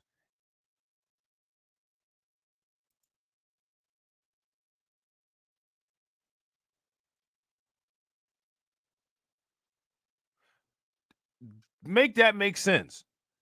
Now suing the Biden administration over Customs and Border Patrol's practice of cutting or removing portions of wire to allow those migrants to be apprehended. The state's Attorney General, Ken Paxton, appealed the ruling on Thursday. If they wanted to apprehend them, the Border Patrol could work with the Mexican government and just have the Mexican government take the people back for apprehension, or they could have the Mexican government deliver them to the Border Patrol for apprehension at a collection point. Why would you cut a hole in the fence for apprehension? The idea is for them to not even be able to get in. If they got to get apprehended, then that means that they've breached the barrier. Right? We have exclusive new video this morning from the southern border. News Nation was there as smugglers cut through the border wall to sneak in migrants to the United States. These men are brazen, nonchalant. So the smugglers, right, the human smugglers who were caught on camera are literally down there doing the same thing that the Biden administration is doing. So one could say, well, shit, they see the Biden administration doing this, so they're going to go ahead and do it.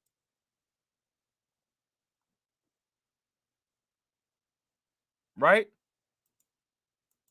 They see the Biden administration do it, so they're going to go ahead and do it.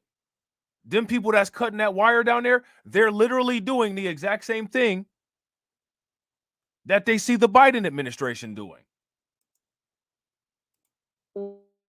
Even making a motion to pretend as though they were pointing a gun at a Border Patrol officer. And our Allie Bradley witnessed all of this. She joins us live for an update. Good morning to you, Allie. Yeah, hey, good morning, Adrian. You saw that exclusive video, that crazy video there, and they were cutting through those bollards, those steel concrete bollards there in the wall with electric saws in order to push migrants through those holes in the wall. And it's happening every single day, multiple times a day. And yeah, they were back at it again yesterday. So here's what we witnessed when that unfolded yesterday. They were out there, and we were the only crew to see it all unfold. These alleged cartel members jump out of their car. You can see him there. He pretends to have a long gun pointed at that Border Patrol agent that you see to the right, taunting him. That Border Patrol agent, Wait a a member minute, of the what? This is what I'm saying. How come they don't have snipers set up out there? Do you see this right here? What it says? He had a long gun pointed at a Border Patrol agent.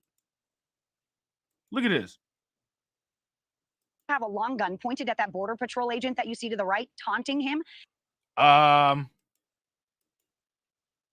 What it sounds like to me is, and shout out to Denise, appreciate you being here. What it sounds like to me is that if these people, these smugglers and these undocumented bros are coming to the border and they're coming to the border armed, what it appears like is the Border Patrol might not be armed appropriately to be able to deal with this. There may need to be some military intervention going on here. If you got smuggler teams pointing guns, the smugglers is pointing long guns at the Border Patrol people. The only crew to see it all unfold. These alleged cartel members jump out of their car. You can see him there. He pretends to have a long gun pointed at that Border Patrol agent that you see to the right, taunting him. That Border Patrol agent, a member of the tactical unit, you see him jump back there. And later he pulls a taser on those smugglers, but the smugglers still push a guy through. He didn't actually make contact with that taser. Now, they can only deter these migrants right now. So what the hell is they allowed? What are they allowed to do? Like, so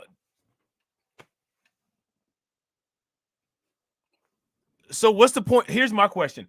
If it's going down like this, what's the point of a Border Patrol? Seriously. Somebody help me out with this.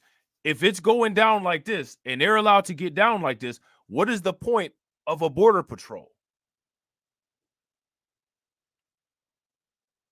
Because they didn't even, like, once old boy ran through there, they didn't chase him down. Now, Border Patrol is law enforcement. They're not doing these people like how they do when they resist arrest. Ain't no knees on no necks. Ain't nobody getting shot in the back. They just letting them go on through. Okay, you got through. Good for you. You know what I'm saying? And that's it.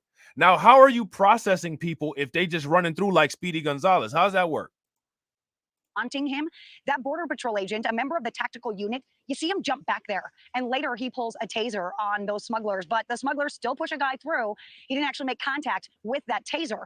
Now, they can only deter these migrants right now, and so he has to allow them to pass. You can also see how these smugglers push a bunch of people through holes in the wall. The Border Patrol. I mean, is there some type of jurisdiction, is there some type of jurisdiction issue where they can't do anything with these people? Facts. Where's the dudes on horsebacks and lassos? Right. I mean, what are they allowed to do? At what point do you use the gun?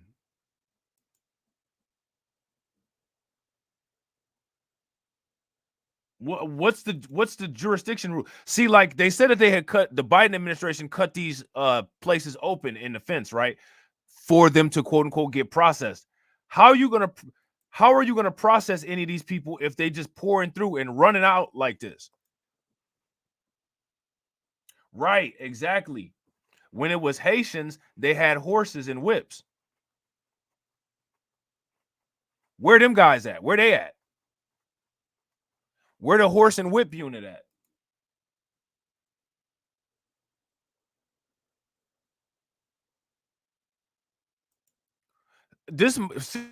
Seriously, y'all, this is my question. What is the Border Patrol doing? And we've seen multiple videos like this where they're literally just letting people go through. So remember, not only is our taxpayer dollar paying for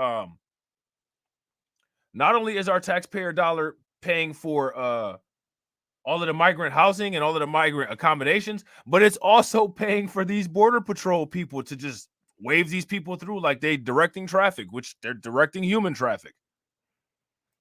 These migrants right now, and so he has to allow them to pass. You can also see how these smugglers. Wait, what did they say? They have to let them pass for what? Hold on real quick. With that taser. Now, they can only deter these migrants right. So it says that they can only deter these migrants for right now. Here go my question for y'all. Why are they only allowed to deter these migrants for now? That doesn't make any sense.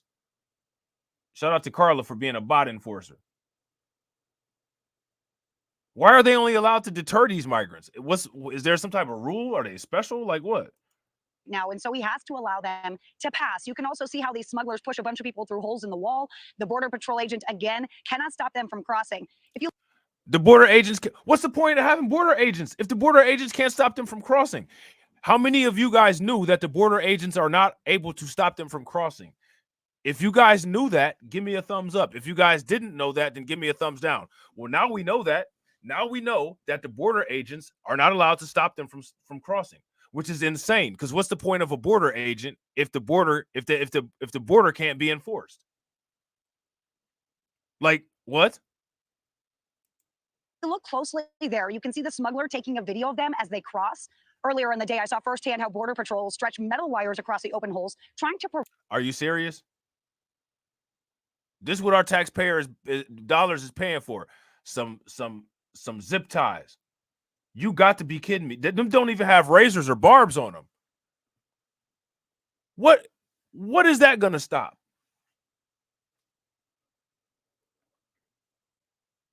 What is tying that little thin piece of shoestring wire going to stop? They may as well not even done that.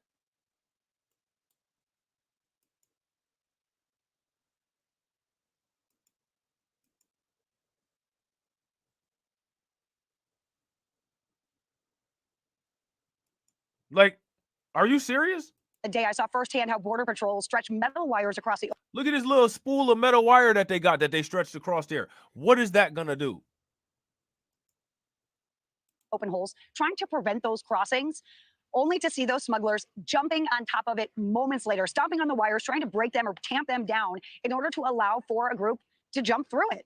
But only after being filmed, of course. So just absolutely wild images to see here firsthand, and only a snapshot of what authorities are seeing right now. Officials tell me there that specific group is notorious for being armed and brandishing their weapons. And we talk about those people being filmed. And okay, so they're notorious for being armed and brandishing their weapons, but the Border Patrol has weapons too. Why aren't the Border Patrol brandishing their weapons as well?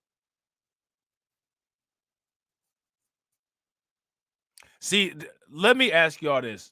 Is there something about this entire situation where there's just a whole lack of common sense? It's just a lot of stuff that's just not really making any sense whatsoever. There's a lot of stuff going on here that's not making any kind of sense.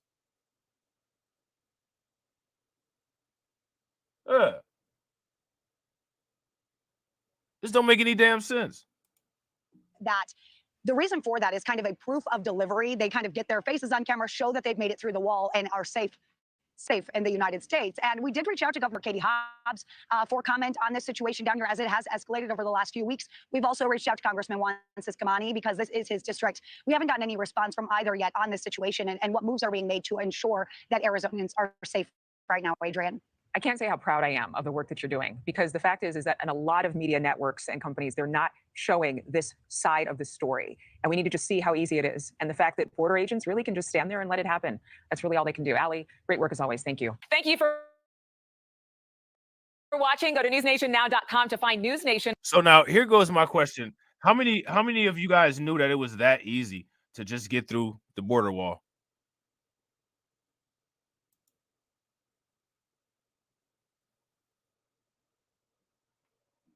Like, make it make sense.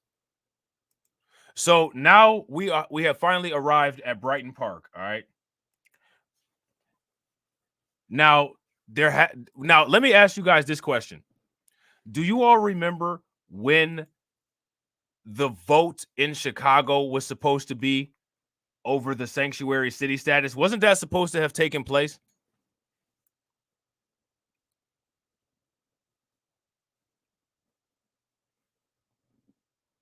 There should have been a vote whether to maintain Chicago's sanctuary city status. That took place recently, right? Can anybody confirm that or deny that or correct me on that if I'm wrong? Yeah, exactly. Where's the fear for their lives, especially with a long gun pointed at them? You know what I'm saying?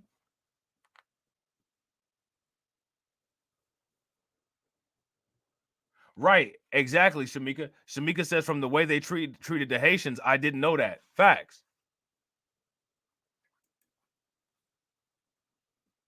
And then what was interesting, but to be expected about the way that they treated the Haitians was that you literally had everybody on Twitter, you know what I'm saying, sit there and say that it didn't happen. Well, that didn't happen. Are you serious? Like, we saw the pictures. But it's not the first time that they said that something where we saw pictures to didn't happen. So that's to be expected. You know what I'm saying? Yeah, facts. The regulators mounted up for the Haitians.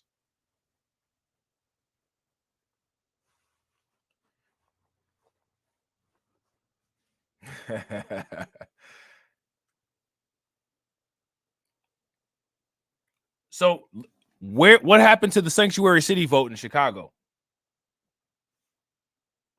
Wasn't that supposed to have happened already?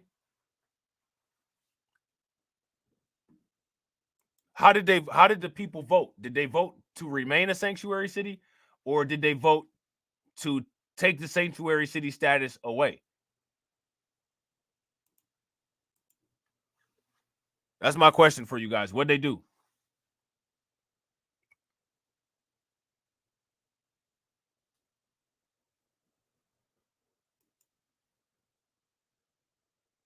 Anybody know? What's going on, ladies and gentlemen, with sanctuary city status in Chicago?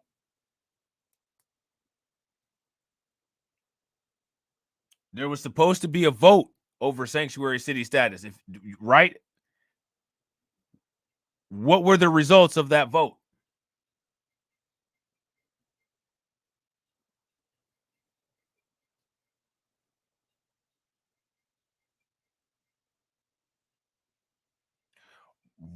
Right.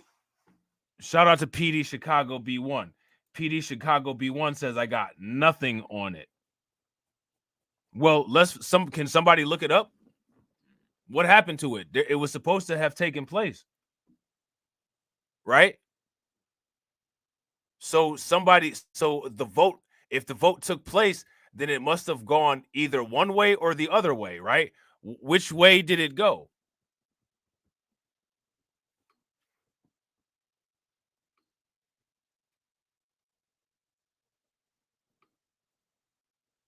That's an interesting question, isn't it? Whatever happened to that? Everybody was saying we got to vote down the sanctuary city status. We got to make sure that sanctuary city status gets voted down. We got to vote that down. We got to not be a sanctuary city status. What happened to the vote? Shout out to Jacoby. Jacoby said it got blocked. What got blocked? The vote got blocked? So that means that the vote didn't take place. Right? Did the vote happen? Questions. Questions.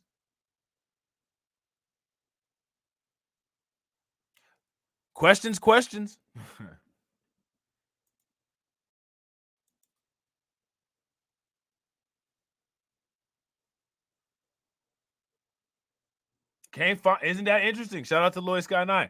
Lloyd Sky 9 says, I can't find anything. So they were supposed to vote on becoming either remaining a sanctuary city or removing sanctuary city status. And then poof, now nothing.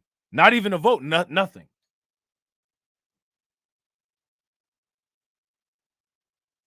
How does that happen?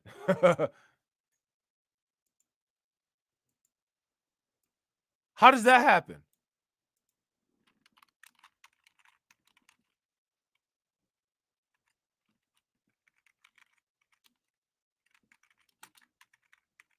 How does that happen? That doesn't make any sense now, does it?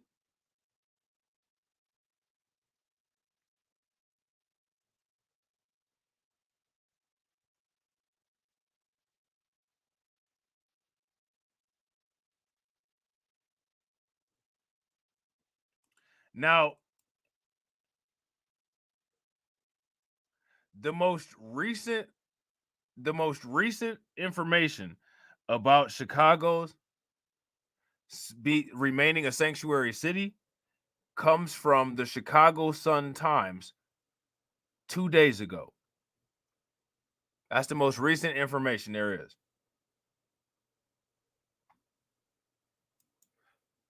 But there was supposed to have been a vote about this, right?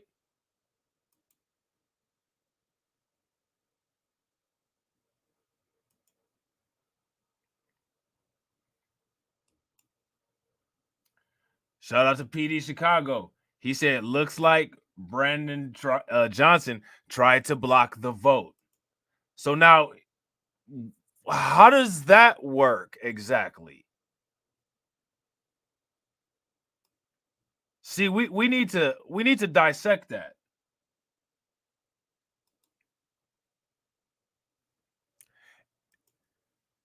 Repealing Chicago's sanctuary city ordinance would put many immigrants at risk of deportation. Now, let me ask you this. Wouldn't that be the reason why the people want to block sanctuary city status?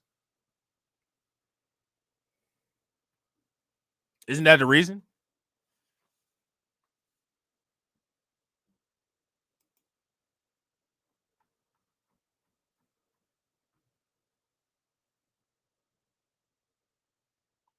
That's the whole reason, right? A repeal would not stop migrants from arriving to Chicago, and the debate over the ordinance has worsened tensions. Look at this. They say that it has worsened tensions between Black and brown communities. That's interesting. Has it?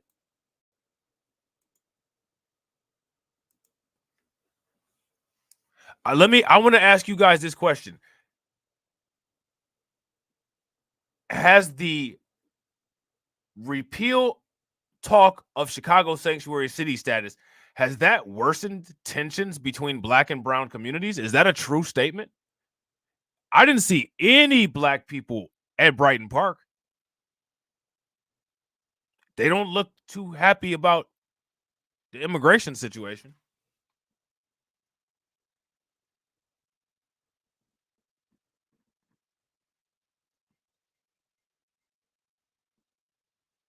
But here goes my question, though. Is that a true statement? Yeah, I agree with two factor.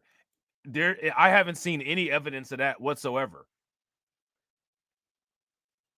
So now here we got to ask the question, why would they say that?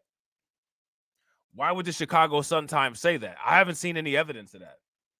Matter of fact, Ray Lopez, who would be part of the Brown community, he's not really big on the immigration idea either. I don't think Velas is either.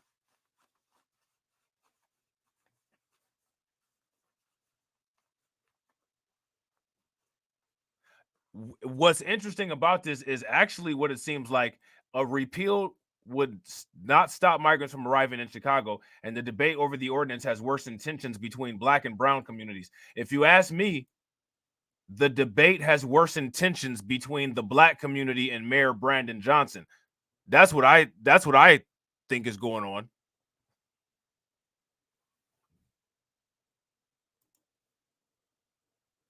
So now here it says, I am the son of Elvira Arleno, an immigrant rights activist whose courageous stand against deportation in 2016 brought international attention to our case. Today, look at this. I am deeply troubled by the anti-immigrant rhetoric emanating from members of the Chicago City Council, particularly 9th Ward Alderman Anthony Beale and 15th Ward Alderman Ray Lopez, who is Hispanic, who are seeking to repeal the welcoming city ordinance that makes Chicago a sanctuary city So they name dropped people.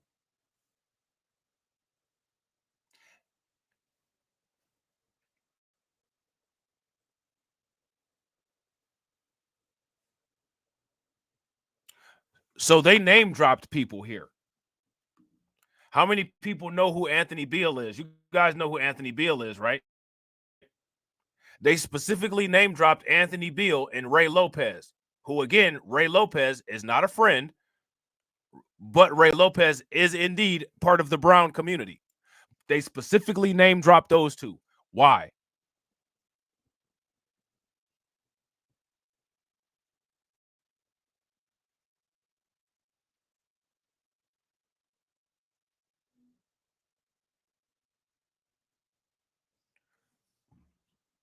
Why they specifically name drop those two? They're saying that Anthony Beale and Ray Lopez are anti-immigrant. Are they? Now, here's my question for you guys. Are they anti-immigrant or are they anti-sanctuary city?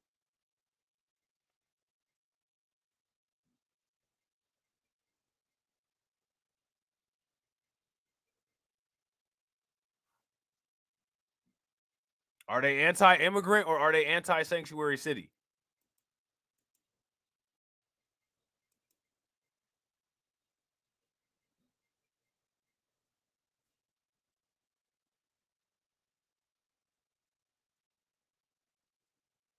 Yeah. I got to agree.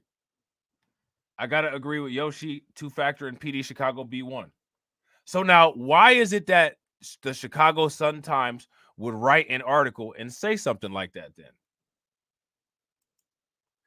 The damaging discourse and this anti-immigrant proposal not only directly target immigrant families like mine, but also undermine the inclusivity and diversity our city needs. Brighton Park looked pretty damn diverse to me. We just looked at Brighton Park, looked pretty diverse to me. Matter of fact, Brighton Park so diverse that even the protest signs are in different languages. Pretty damn diverse. As someone who witnessed my mother's arrest and immediate deportation at 8 years old, I understand the trauma that countless families would face. We must unite to prevent others from enduring pain and safeguard our inherent right to family and protection. If you're not a citizen of the United States, you don't have any inherent American rights.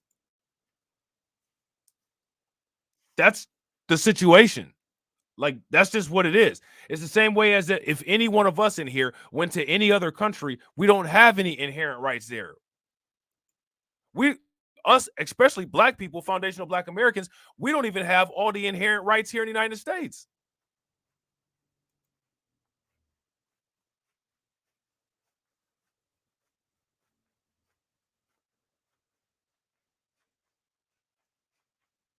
You know what I'm saying? So now here it says a repeal of the welcoming city ordinance would not stop migrants from arriving in Chicago, but it would put, now check this out, right? Would not stop migrants from arriving in Chicago. Remember that. Remember that.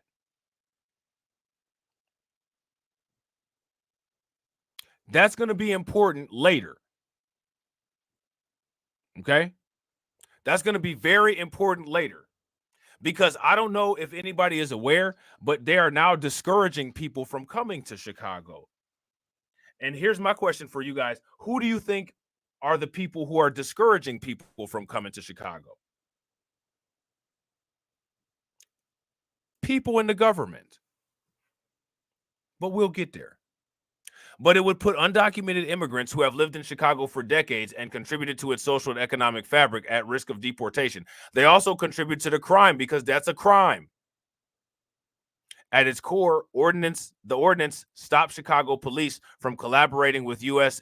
Immigration and Customs Enforcement and helps foster community trust. The community does not trust the politicians as a result of that. And as we've seen recently, the sanctuary city status has protected criminals.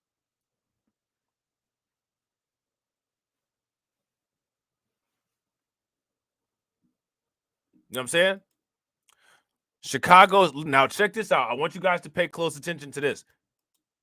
Chicago's immigration complexities have reignited tensions between black and brown communities, fueled by Beal and Lopez. Beal and Lopez are black and brown.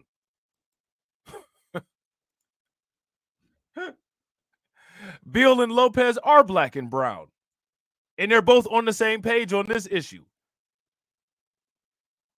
Shout out to Get Noticed with Nikki. What's good with it? B1.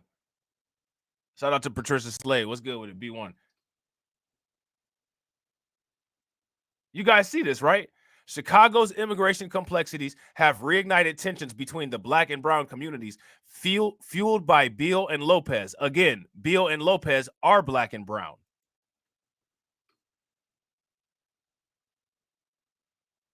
What are they talking about? Where are black and brown people fighting at in the streets over sanctuary city status in Chicago? Where's that happening at?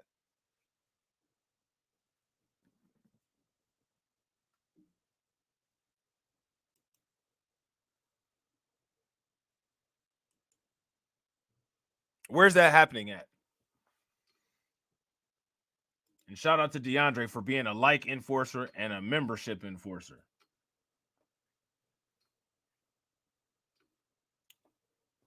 Where's the video footage of black and brown? Because you know brown, there's brown Asians too. Where's the videos of black and brown communities fighting in the street over sanctuary city status? Is there any evidence of that out there? So now here it says Chicago's immigration complexities have reignited tensions between black and brown communities, fueled by Beal and Lopez. By framing the debate as a battle for resources between these communities, they distract from the ordinance's true purpose, to create an atmosphere of acceptance and cooperation. The alderman's divisive strategy, look at this, divisive, weakens Chicago's social fabric, reinforces harmful stereotypes, and widens the rift between its residents, particularly black and brown communities. Again, Beal and Lopez are both black and brown. Seems to me that the people that are represented by Beal and Lopez are on board with what Beal and Lopez are selling. Lopez even went to Brighton Park and talked to those people, and those people were on board.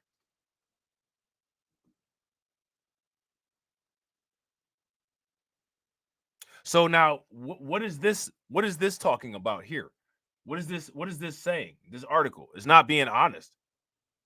So now here it says they divide between black and brown. The divide between black and brown is rooted in historical, economic, and social factors that at times have been exploited by the white establishment. Again, so what white person is Beal and Lopez working for?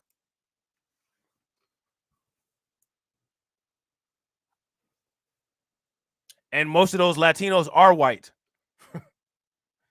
Latino is not a race.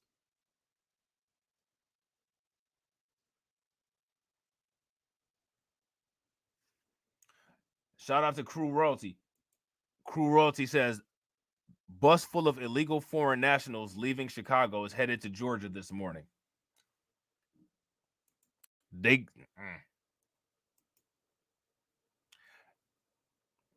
We'll get there eventually. So now here it says, shame on alderpersons who want to twist facts and thus create further division and villainize immigrants like my mother and migrant communities. So now this article is written from the standpoint. So let me ask you this. They also all the time show a lot of African immigrants, right?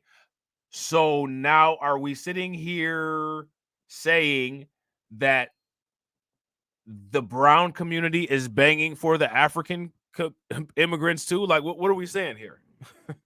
Because they're framing this argument like all of the immigrants are Latino, and they're not.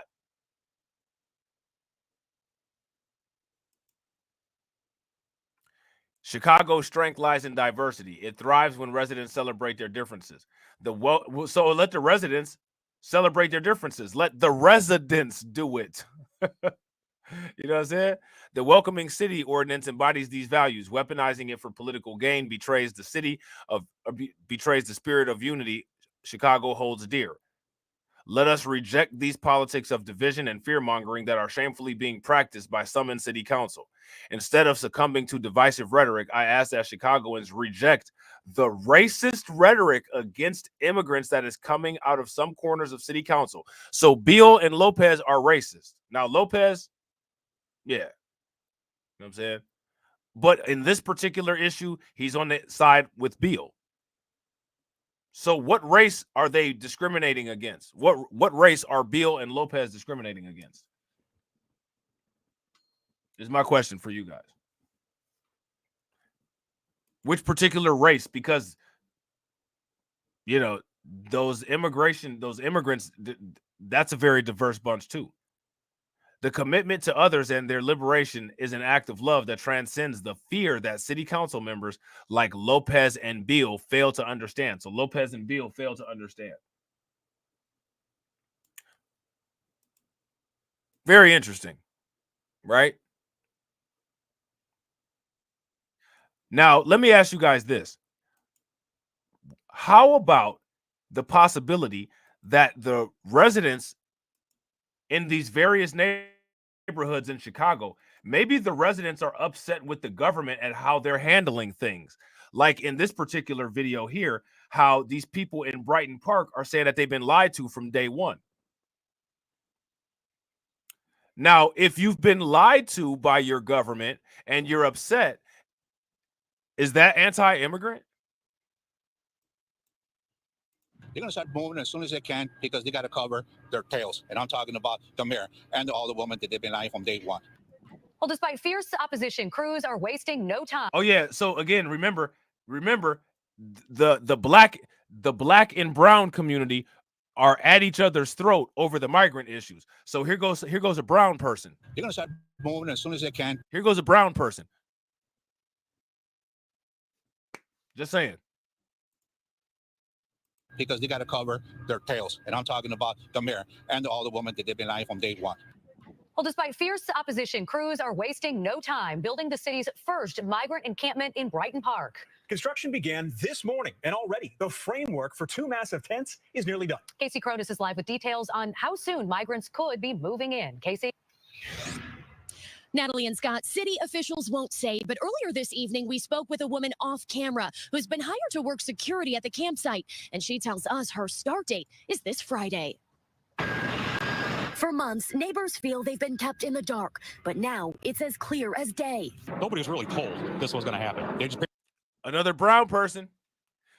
Is this person on the screen brown? So again, my question is, where's the divide that this is causing with quote unquote black and brown communities? Black and brown communities already got issues, right? But the issues that black and brown people got are not the issues being discussed in this particular issue here. Black and brown people got different issues. On this particular issue, again, I want to see where the black and brown people are in the street fighting. The brown people don't seem very happy about getting lied to, and the brown people don't seem like they really excited about a bunch of immigrants being dropped into their neighborhood. Same complaint that the black people have. So why would the Chicago Sun-Times publish an article that said that?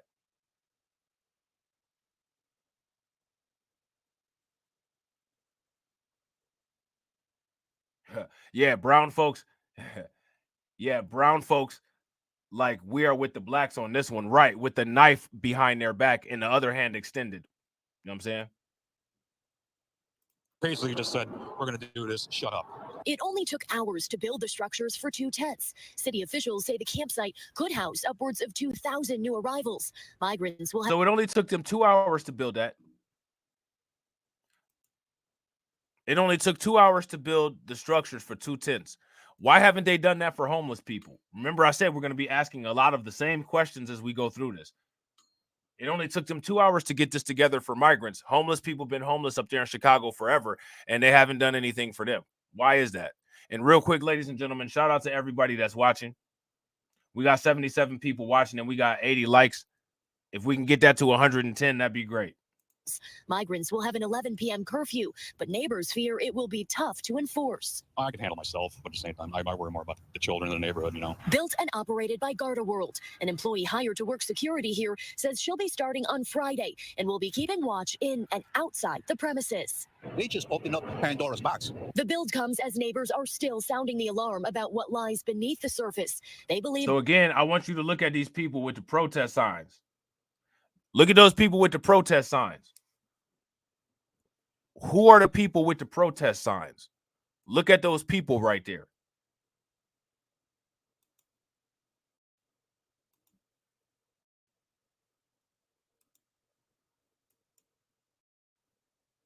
What do y'all notice about the people with the protest sign? Do you notice that the protest signs are in Spanish? Did anybody notice the blatantly obvious fact that the protest signs are in Spanish?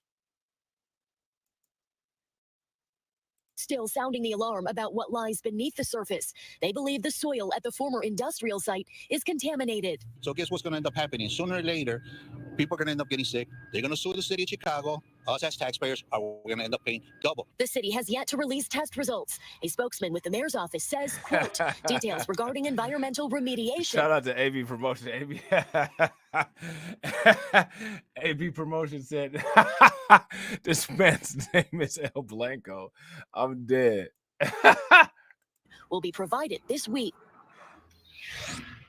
The base camps will have bathrooms, showers, and even a mobile kitchen. The city is paying nearly $92,000 a month to lease the lot. And $92,000 a month. That's how much taxpayer dollars are going toward leasing that lot. It's a lot of money. Now, we're going to take a look at what JB Pritzker is saying here. Okay?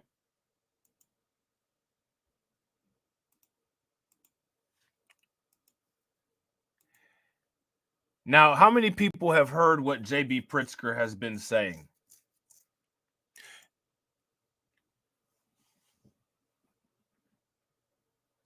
If you guys have heard what JB Pritzker has been saying, give me a thumbs up. If you guys have not, give me a thumbs down. Yeah, facts. Shout out to DeAndre. DeAndre said 92 racks a month. Good Lord, that's a lot of money. Facts. It is.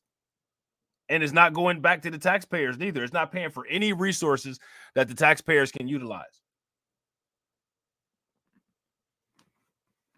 You know what I'm saying? Now, here's what JB Pritzker is saying. You guys see the title? JB Pritzker sends message to dissuade asylum seekers from going to Illinois. Why would he say that?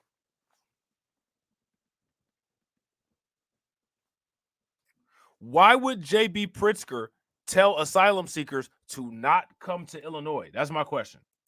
emphasize, I love the enthusiasm of the senator for entrepreneurs, because it's the business that I was in before I was governor was working with entrepreneurs to help them grow startups and small businesses into bigger businesses and big businesses. And I have to say, the enthusiasm of an entrepreneur, what it takes to pick yourself up every day in a very tough environment, because every entrepreneur has a tough environment every day as they're building their business until it becomes something that kind of runs on its own. And so I'm enthusiastic listening to the senator.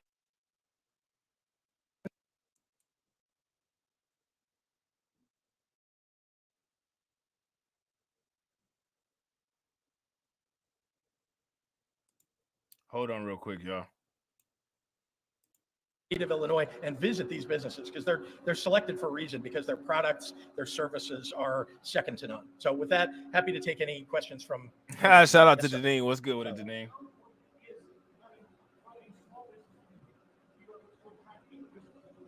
So I think it's part of a broader, effort that we have to show that Illinois is a place where you can start, grow, and build a large business. And the continuum of that is important. Now, like I said, I'm most enthusiastic for small, new businesses, right? That's what I love the most. But we also need large businesses, and we want to attract them from the rest of the country and the world. And we want the businesses that are already here. Attract them from the country and the rest of the world. Now, let me ask you guys this. That sounds a lot like what that president of the UK said, doesn't it? If that sounds like what that president of the UK said, then give me a thumbs up. If it doesn't sound like what the president of the UK said, give me a thumbs down. Now, he's also telling asylum seekers not to go to Illinois. Now, why would he tell them that? Why would he tell them not to go to Illinois? So I'm going to put that whole press conference into the Discord. So if people want to watch it, you guys can watch it.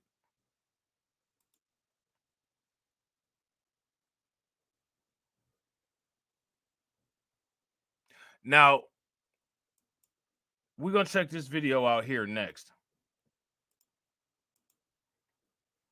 Because the city council in Chicago is doing some shady things like they've been doing. You see how the people are complaining about how dirty the city council is.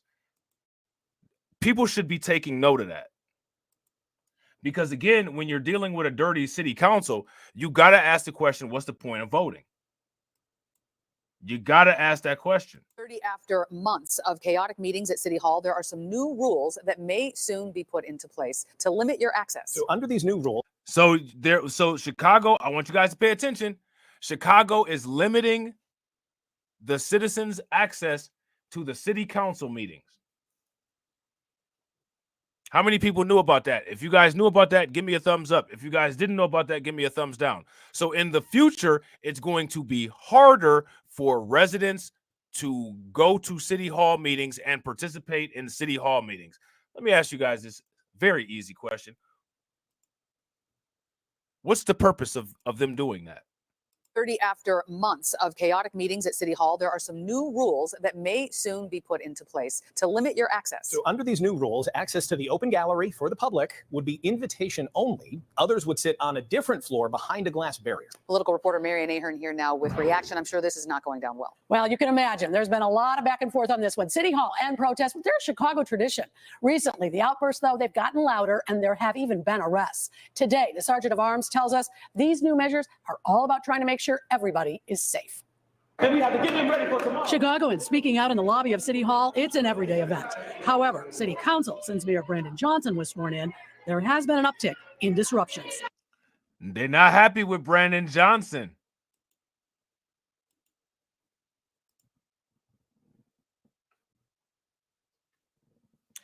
Shout out to Black Star Racer. They don't want any resistance in the City Hall meetings. Facts. PD said, "Pete, my girl Marion's braid game." Facts.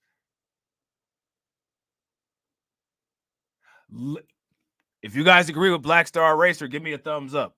If you disagree, give me a thumbs down. Lockout, blockout, literally. Facts. You see it in real time. City Council, since Mayor Brandon Johnson was sworn in, there has been an uptick in disruptions. Tightening security at the hall means the public must show an ID to take the elevator. And now, as WBEZ first reported, So the public needs documents. Look at it. I want you to check this out. The public needs documents to watch and participate in their own city hall meetings, but the people getting the resources that the residents are paying have to show no documents for anything. An ID is required to go to your taxpayer meeting, but an ID is not necessary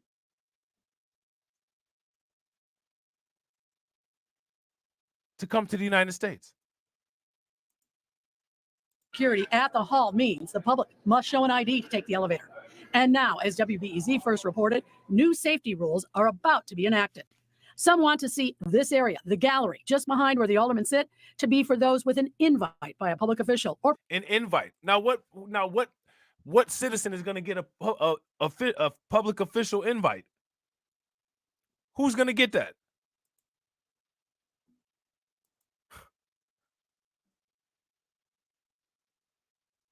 Who's going to get that? Seriously?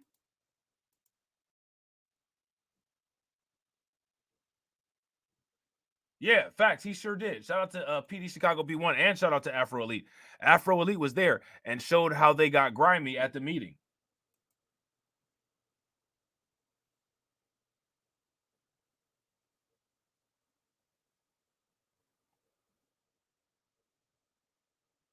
Man, it's wild, man. They're going to get all the migrants are going to get all of these services and they don't have to show any document. The taxpayers who pay money, who have lived in Chicago for generations, have to show more identification to be involved in their own meeting than the undocumented bros do to receive the money, taxpayer dollars, that the taxpayer's been paying. What do y'all think about that? That's my question. And real quick, ladies and gentlemen, shout out to my man Elevated Engineering with the $5 super chat. Make sure you guys throw some radiation emoji and some flames in the chat to show some appreciation. He is the second stream sponsor. Oh, shit. I didn't even see Yoshimori with the $4.99 super sticker. Make sure you guys show Yoshimori some love. Throw some radiation emoji in the chat for him. Sorry, Yoshi. I didn't even see that, bro. I missed that one. perhaps those on a school field trip. Historically, this is where the public spoke from the microphone during public comment. Instead, the public is already being sent here, upstairs to the glassed-in gallery. So now they're gonna get put in a glassed-in gallery so that they're not able to speak, so that they're not able to talk. They're trying to restrict their right to be able to say whatever it is that they need to say. Total disrespect to send people to the third floor when the second floor is near empty. It's over empty, should I say. And so these people work for us. We don't work for them. It's a form of censorship by our mayor. This mayor has the idea. Now, let me ask you guys a question. I agree. Shout out to this sister because she said this perfectly. It is a form of censorship by the mayor. If you guys agree with what she said, give me a thumbs up. If you guys disagree with what she said, give me a thumbs down. She is absolutely right. Work for them. It's a form of censorship by our mayor. This mayor has the idea that if we're not agreeing with what he says, then we don't deserve the right to come into city council. The Sergeant of Arms, Alan Starks, tells NBC. Do you guys agree with her assessment of Brandon Johnson? If you guys agree with her assessment of Brandon Johnson, then put some flames in the chat. If you don't, then give me a thumbs down and let me know why you don't. I totally agree with what she said. Our primary focus is safety, and all we've done is moved public comment to the third floor. So if the primary, now, why are you more concerned about safety with your citizens who you already have documents on and are vetted than you are with people that you're just opening the door to that you don't know anything about? And how many people have gotten beat up or hurt or deleted at a city council meeting?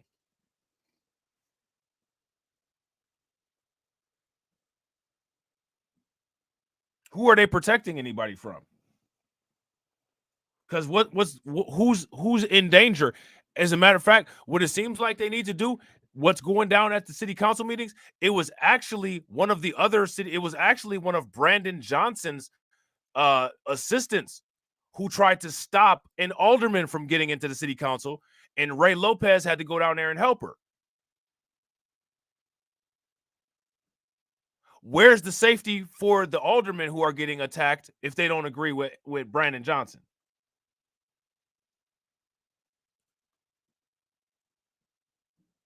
Like, it's only Brandon Johnson's staff who's actually being violent, and none of them got arrested. When I reminded Starks the media and the aldermen cannot see who is speaking through the glassed-in gallery, Starks said, "You can hear them." David Greising is the president and CEO of the Better Government Association. It's important to have the public in the gallery, in the seats behind council, not just as observers, but as participants in democracy in action. The mayor's spokesman, distancing himself from the changes, referred us to the Rules Committee. Look at that. I want you guys to pay very close attention. Proper identification is required beyond this point.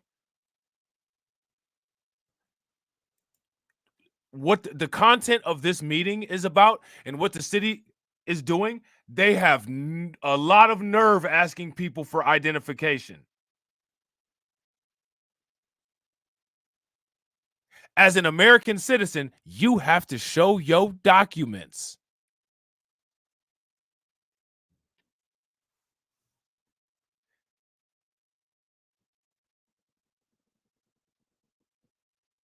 I want y'all to let that marinate. I want y'all to let this marinate. The irony in this.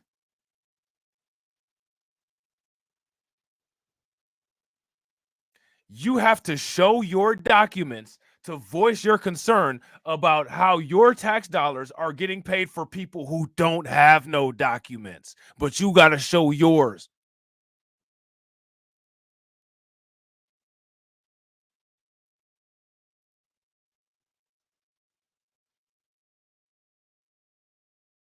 Let that marinate.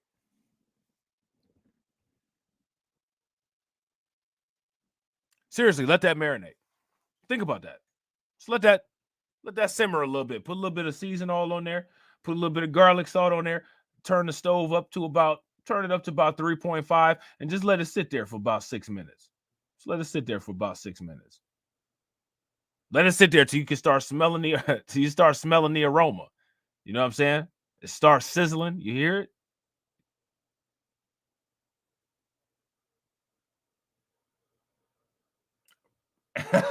Right. Shout out to Black Star Racer. If you have documents, do not enter. Ain't that about ain't it though?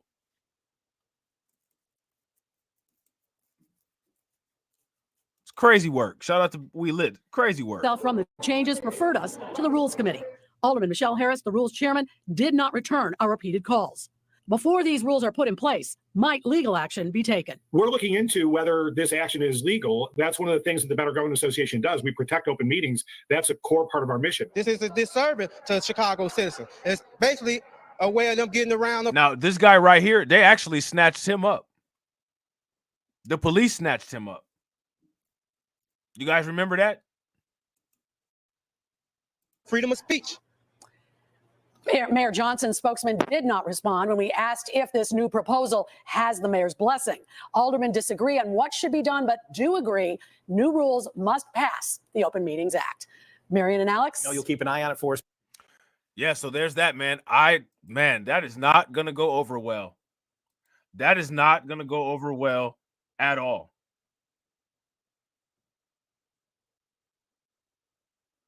It's not going to go over well at all.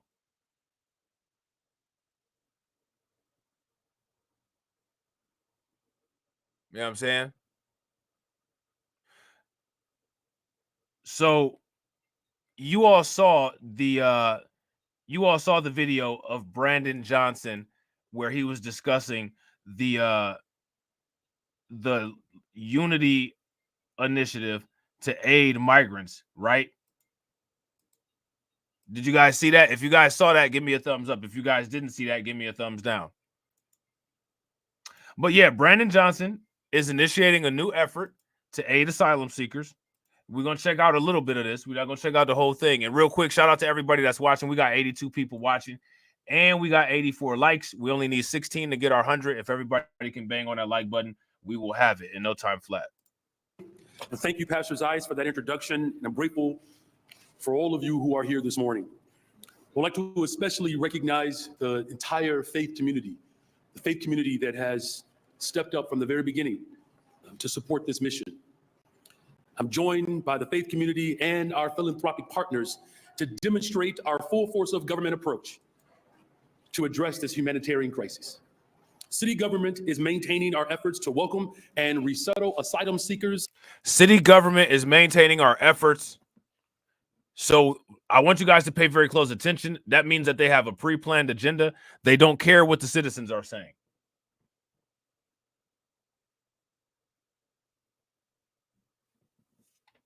They do not care what the citizens are saying. Facts.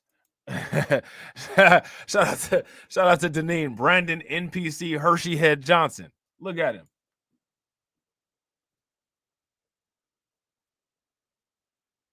Look at him. Here in Chicago, and we are making progress. I've never seen an S-curl hawk. He got an S-curl hawk. This dude got a hybrid mohawk with a damn S-curl in it. I've never seen anything like that in my entire life.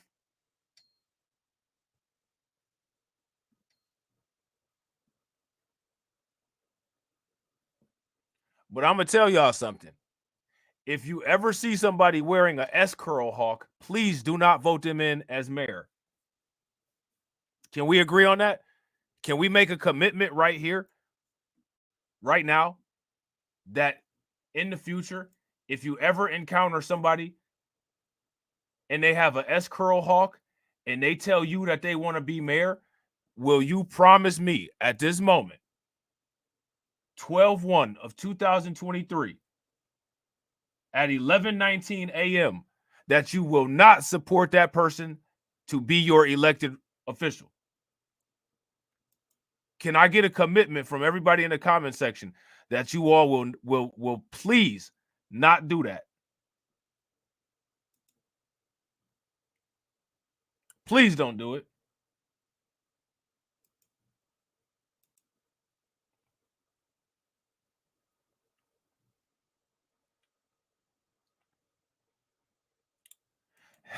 Shout out to Get Noticed with Nikki. Get Noticed with Nikki said his hair does look better than Uncle Larry, though. I don't know if I necessarily agree with that. I don't know if I necessarily agree with that. Lori Lightfoot's hair looked like what Lori Lightfoot is, and we all know what Lori Lightfoot is. I think she had a Lori Lightfoot appropriate hairstyle. You know what I'm saying? I think Lori Lightfoot's hairstyle matched her voice, and I think her hairstyle matched her lifestyle. I ain't mad at Lori Lightfoot's hairstyle. I'm mad at the S-curl hawk. That the S-curl hawk sounds like some crazy outlaw 1970s black biker that only wears a leather vest with like nothing on under it and rides a Harley Davidson with a fro and a bandana and his vest got a skull and crossbones on the back of it, but no motorcycle club identifications on it. This dude's name is S-curl hawk. Like, that's crazy. That's like that's like a YouTube username.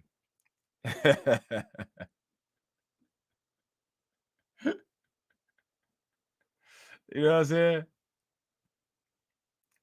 I'm not mad at Lori Lightfoot, man.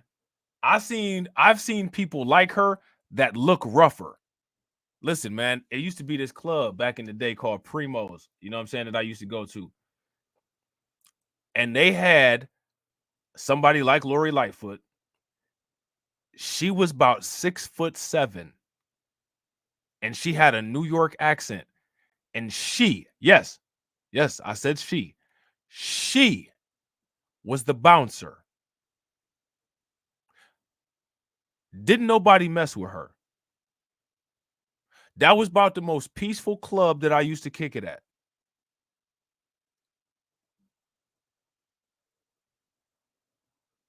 what I'm saying? I don't know where they found this woman at. Didn't nobody even try her at all.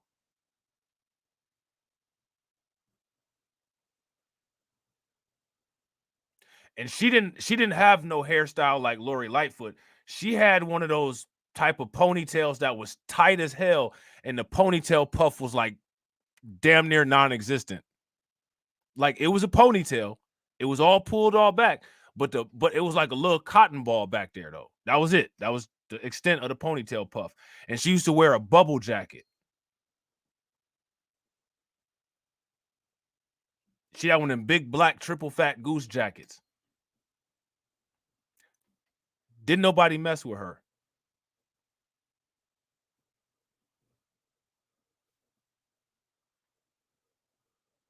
I wouldn't mess with Lori Lightfoot. You know what I'm saying?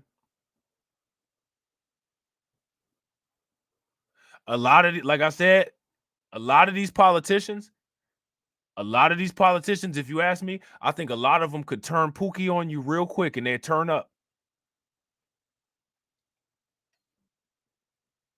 You know what I'm saying?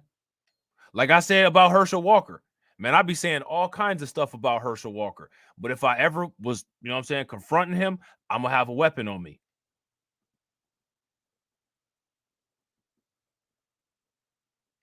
I'm going to have a weapon on me. Messing with Herschel Walker. And anybody on YouTube that talks tough and all that chest pounding and butter biscuit shit, I dare you to walk up to Herschel Walker, go right up to him like you about to get in a fight with him and say that shit to his face. I guarantee you not one YouTuber, maybe some of the hood on the hood side of YouTube, maybe some of them would do it. But as far as like content creators associated in this side of YouTube or any other side of YouTube, ain't nobody doing that.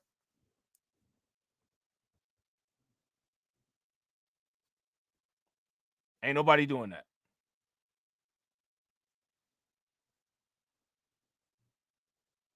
You know what I'm saying?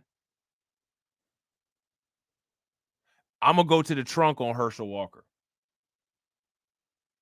I ain't even playing around like that. I don't care how old he is. This is a dude that was 4-0 in Strike Force when he was like 50 years old. Bruh, I'm getting a weapon. I'm not messing with you. Go watch his fights when he used to fight in Strike Force.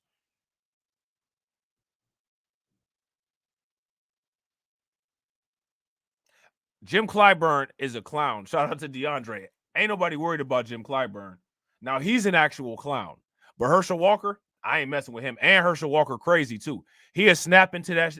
He has snapped like old boy on Get Out and not even like be coherent and start coming at you like the Incredible Hulk. Like, nah, bro, I'm good. You gotta have some firepower to deal with that. You know what I'm saying? Right, that's what I'm saying. AB, he got that duh strength, bro. He was beating people's asses when he was in Strike Force, bro. And he got some brain issues. Like he would have motherfuckers in the headlock, and like it would take like a big referee, a big dude like Herb Dean to like pull him off of people. Like, bro, the match is over. You don't choke this motherfucker half to death. You know what I'm saying? Yeah, I'm good on him.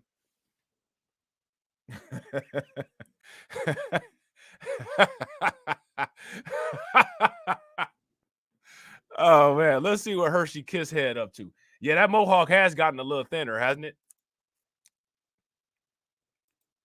In partnership with the state, we have successfully helped over 10,000 new arrivals to resettle in the area and reunite with family I and wouldn't be friends surprised if he in various places. I wouldn't be surprised if he still do. Man, people can unsubscribe. People can get mad at me. I tell the truth on my channel. You know what I'm saying? Herschel Walker is a freak of nature level athlete. To this day. You know what I'm saying?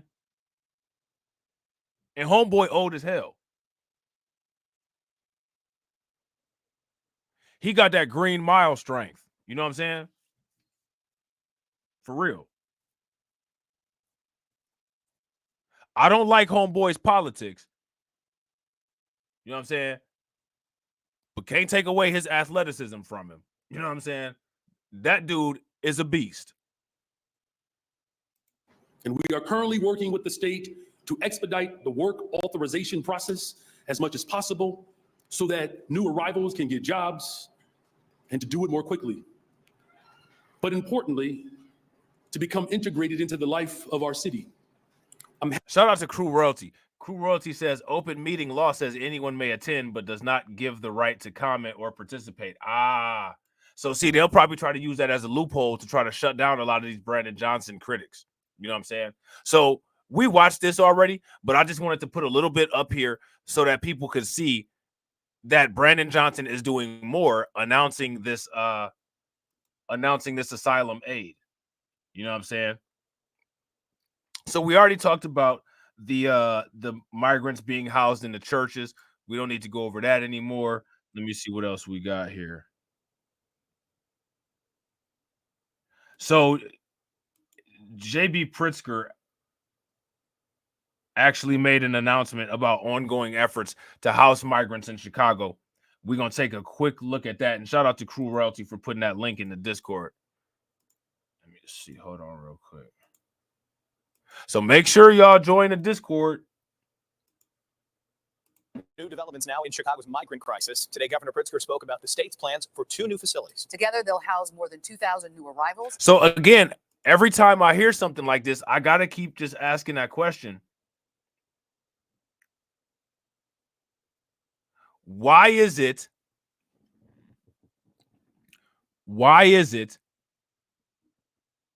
that they can get this done for the migrants so quickly, but they cannot get it done for the homeless population?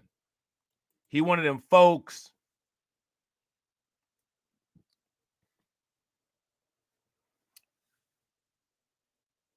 How many people know what the word sombrerito means? Because that's an actual word. Matter of fact, a lot of these undocumented bros will understand what that word means fairly quickly. Shout out to Carlton Wade. What's good with it? How many people know what the word sombrerito means?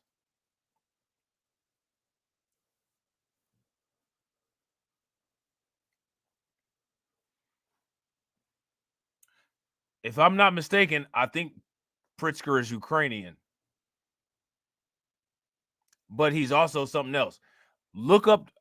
I need somebody to look up the word sombrerito, SOMBURITO, and copy and paste the definition into the chat.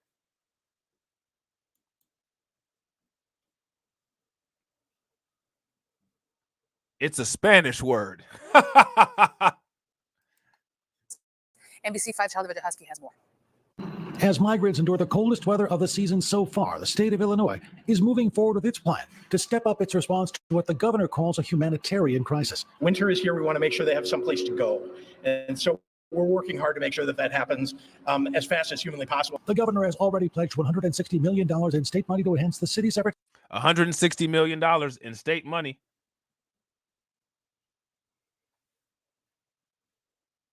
$160 million in state money.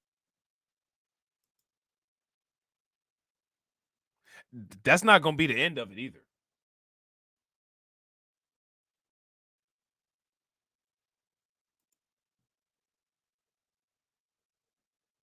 That's not going to be the end of it either.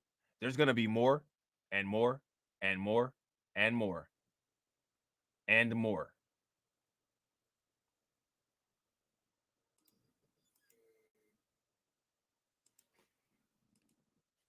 To handle the migrants. The bulk of the money, an estimated $65 million, will go towards helping the city set up what is being called a temporary winterized soft shelter site, which will house as many as 2,000 people for as long as 6 months.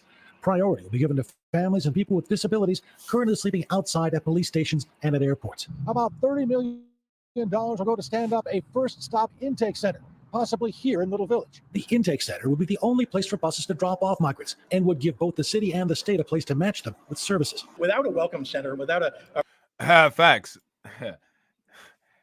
if it's my personal belief that Christopher Columbus was one of them.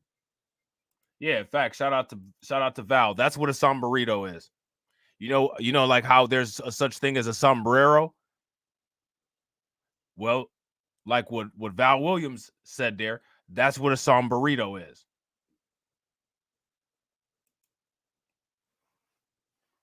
You know what I'm saying? One of them. Fits right on top of your head. Comfortably. You know what I'm saying? Snug. a robust effort at the front end also to provide people with immigration lawyers so they can file for TPS and work authorization if that's what they'd like to do. The state is also setting aside $65 million to increase funding for wraparound services currently provided to new arrivals and asylum. Wraparound services. I wrap around rap. Shout out to Kid Gravity. Going to that border wall in Texas. Now, how you gonna wrap around that? You know what I'm saying? Arrivals and asylum seekers already in city shelters to help them get work permits and get more into permanent housing of their own. So far, the state of Illinois has spent an estimated $478 million on migrant services and is joining with the city of Chicago in demanding that more be done on the federal level to cope with the flow of asylum seekers from states on the southern border to mostly northern Democrat-led cities like Chicago.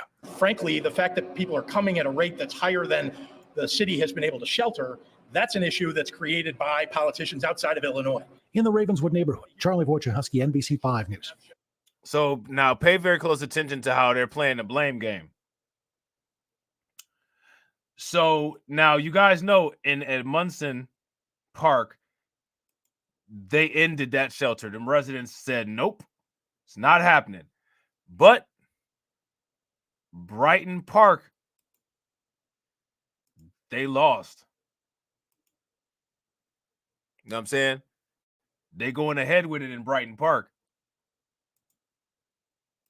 Chicago Park will not be used as a migrant shelter after all. And this is coming after weeks of talks and protests held by the community in the Galewood neighborhood. MC5's Lisa Chavarria joining us in the studio. Lisa, we're expecting to learn much more from the community which has really been fighting for this moment. They really have been. So we're going to get that reaction from them. We're expecting to hear from them about 10 o'clock this morning. They've been fighting the city for weeks, saying they need the Park District resources. Last night, Alderman Chris Taliaferro said the city will not use the park as a migrant shelter. The alderman said Edmondson Park will bring back its staff on Monday and open up winter registration for its program shortly after. Now, do you guys hear that name? Chris Taliaferro? You guys know that name? Chris Taliaferro?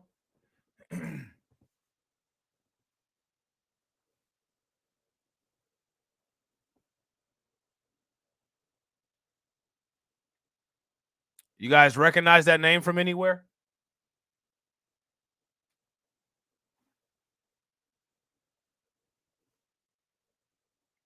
Taliaferro.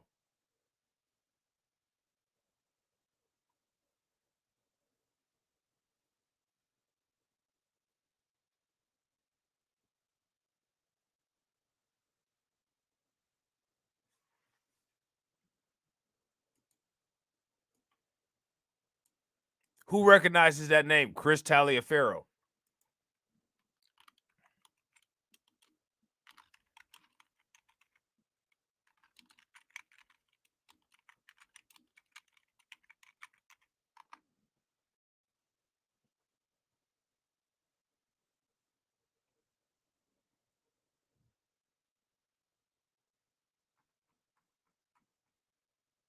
Anybody?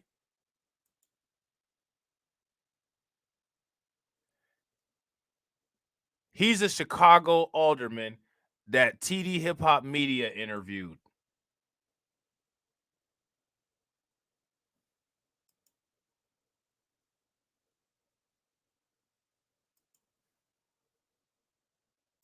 For its program shortly after. The city's decision comes after the community protested for weeks, saying a migrant shelter would only hurt their residents by taking away their resources. Despite protests in the Brighton Park neighborhood, this vacant lot is becoming a winterized migrant camp. Crews can be seen putting up the framing for the project at the location near 38th and California. The Brighton Park Neighborhood Council says the mayor hasn't been transparent about this. Hold on, man. Man, that got zinc. That got zinc sign is hilarious. Hasn't been transparent about this process, a point the mayor says is not true. Specific concerns around safety, around the environmental issues. What we really need now that this is happening, we need a formal response. Records found by NBC5 Investigate show this site once used to be part of a rail yard and was used as a zinc smelter. Mayor Brandon Johnson said a full report about the environmental assessment should be coming by the end of the week. Now, you guys already know what the assessment is going to say.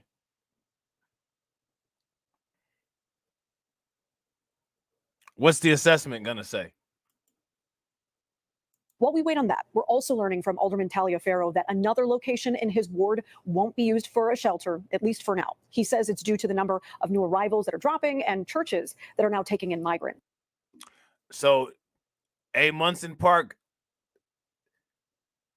by the skin of their teeth, they were able to dodge this one bullet for now. But Brighton Park, it's going down. So y'all should throw some flames in the chat for them people over there in Munson Park for holding it down. Thank the crowd that we had on October 3rd. Without them, we wouldn't have been here. For their support they have given us, and we're glad to have our park back open. But I would like to also say the city did a really terrible job of handling this. They held our community and our park hostage for almost 60 days. We couldn't use the park. Our kids couldn't use it. Our seniors couldn't use it. And they could have been more transparent. Hopefully in the future, they will include instead of exclude people. That's not going to happen, my guy. They're already trying to keep you all out of the city council meetings. Because as we see here today, when the community sticks together, anything is possible. Yes. Yes. So we weren't going to be deterred. We're here to stay. We wish the migrants well, but as I said previously, not on our backs. Exactly. Our lives. Shout out to him, man. Shout out to him for saying that. And shout out to him for saying that on camera, man. That's what I'm talking about, man. This old man embracing villainy. Our lives should not be impeded by someone else. So that's all I have to say. We have other good speakers here and community people, and we will give you our opinions. Thank you. Good morning. My name is Gerald Harris, Gerald Harris. I'm the president of the Windy City Dolphins 29-year program for youth football and cheerleading. Our program was stopped. It was interrupted. Our kids weren't able to use the park for some tutoring because we're trying to keep them not downtown, breaking in to windows and cars and houses. And when we shut this down, we shut our kids down. We want to thank whoever, and which was really our kids and other players who are 30 years, 40 years old that came back and fought like heck to make sure this park stay in the community. This is a community park. We did not look at the community first. That is very important. We have a very good community. We have elderly in the community. We have youth in the community that keep everything going well. We appreciate that it's finally there, but things are not over yet. We don't know exactly what's really going to go on. We were told everything was cool before. So we will be on watch, and our children will be out there watching as well. Thank you very much. Good morning. My name is Linda Johnson, and I represent the seniors that are here for the Munson Park. And we want to say today, we're going to we are grateful. Thank you for the prayer warriors that stood in the back and prayed for this situation. Thank you for our attorney that amended our stay, that she worked hard. We appreciate Deidre for doing that. I am grateful for that because those are the reasons that our park was not open, because we had that temporary stay. So we appreciate her very much. Also, I want to thank the mayor for reconsidering not taking our park, because taking our park from our Boo. Thank Brandon Johnson for a damn thing. Thank him when he finally walks out of office. Our community means that you take our resources where we pay our tax dollars too, and that was not right. And if you can see, this park is in the heart of a community with bungalows, 2 flats, and we don't have that much resources already. And then our senior program had to stop. Man, shout out to the bungalows, man. That's the type of house I grew up in. Shout out to the bungalows, you know what I'm saying? Some of the seniors had to go to different places. They wind up doing a lot of activities at home. Am I right, Janet? And so my thing is the seniors wind up feeling like they was in a pandemic all over again. And that was not fair to them at all. And so then our children had no place. We couldn't do anything for Thanksgiving. Hopefully we could throw something together for Christmas. I don't know, but we'll be working on that because this park serves kids during Christmas time. Also, we really need to see a letter Shout out to saying that this Mastermind park Hour. is What's not good going with to it, be bro? utilized for a shelter. We're taking them at their word, but we also had this happen to us once before, that they was not going to use our park, and then they turn around. Listen, I'm gonna tell y'all something, man. In Brighton Park, they are going to turn up. They are gonna turn them people over there. They get rowdy over there. They'll run up on you like a mob. They are not gonna be happy at all. Shout out to MC Fact. What's good with it, bro? And said that was not true. So we want to make sure that this park will not be utilized. And understand this, we are not against someone that cannot help themselves. But my thing is, if you're going to spend this money, and let me tell you something, you wasted a lot of money. Yeah. And see, here go my thing too, right? And again, I don't want people to think I'm picking on this lady because I'm not. Shout out to all of these people in Chicago who won this victory. This is very good and very important, and also should set a precedent of what people should be watching and how to get down with their politics locally, like TD Hip Hop Media been saying forever. You know what I'm saying? When it comes to people trying to say that you're, anti-immigrant, or if people say that you're anti-anything, people try to say that you're racist. People try to say that you're anti-white. People try to say that you anti-immigrant, you anti-LGBTQ. If you're not any of those things, if you ask me, there's no need to even acknowledge false critique. Only acknowledge facts. Somebody come up in here, Rob, you're a black supremacist. You're a racist. For one, black people can't be racist. I literally have no power to implement any type of segregation or any type of race-based power move on anybody. I can't possibly do that with the lack of resources that I have or the lack of resources that I'm connected to. I cannot do that. And for two, I don't get down like that. And if you can't present evidence to back up your claim, then your claim is invalid and will not be acknowledged. And there's a lot of power in knowing when to acknowledge something and when not to acknowledge something. And one thing that I think that goes on a lot that causes people to waste a little bit of time or waste a little bit of effort or waste a little bit of emotion is a lot of times people will say something and people will feel, well, maybe I need to counter that. I don't feel like I need to counter anything. Any nasty negative comment that anybody can say about me, I will embrace that comment. And then I'll go to the extent overboard to show you exactly what that comment meant that you called me. And honestly, I think that that's how people should deal with that kind of stuff. I don't think that if somebody says something about you that you should argue about that.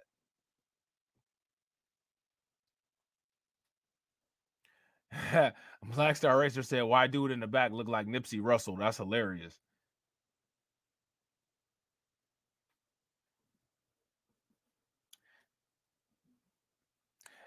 AB Promotion said that woman's hair. Listen, man, you know how old people be. She do remind me of that lady in Florida that was like, Ron DeSantis come down here bringing gifts now, but she ain't saying all that nonsense though. So she all right. You know what I'm saying? I ain't tripping. You know what I'm saying? I ain't tripping at all. We got our eyes on you. You wasted a lot of money trying to organize this situation. We still have people that live in the city under Vilox. We still have people living in the city on Roosevelt Road. So if you could pull this together, the churches can come together and take care of these migrants. Why don't you take care of who's at home right now? To understand this, you got folks here that need your assistance. I bet you it's two things that she could do. I bet you she can cook. And I bet you her grandkids are terrified to get on her bad side.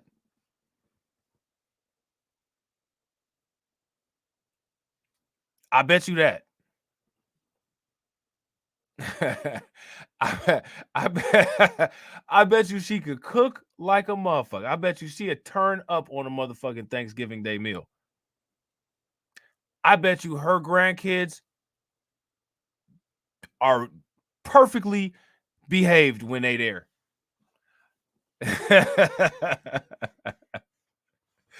You know what I'm saying? I'm dead serious. I'm dead serious.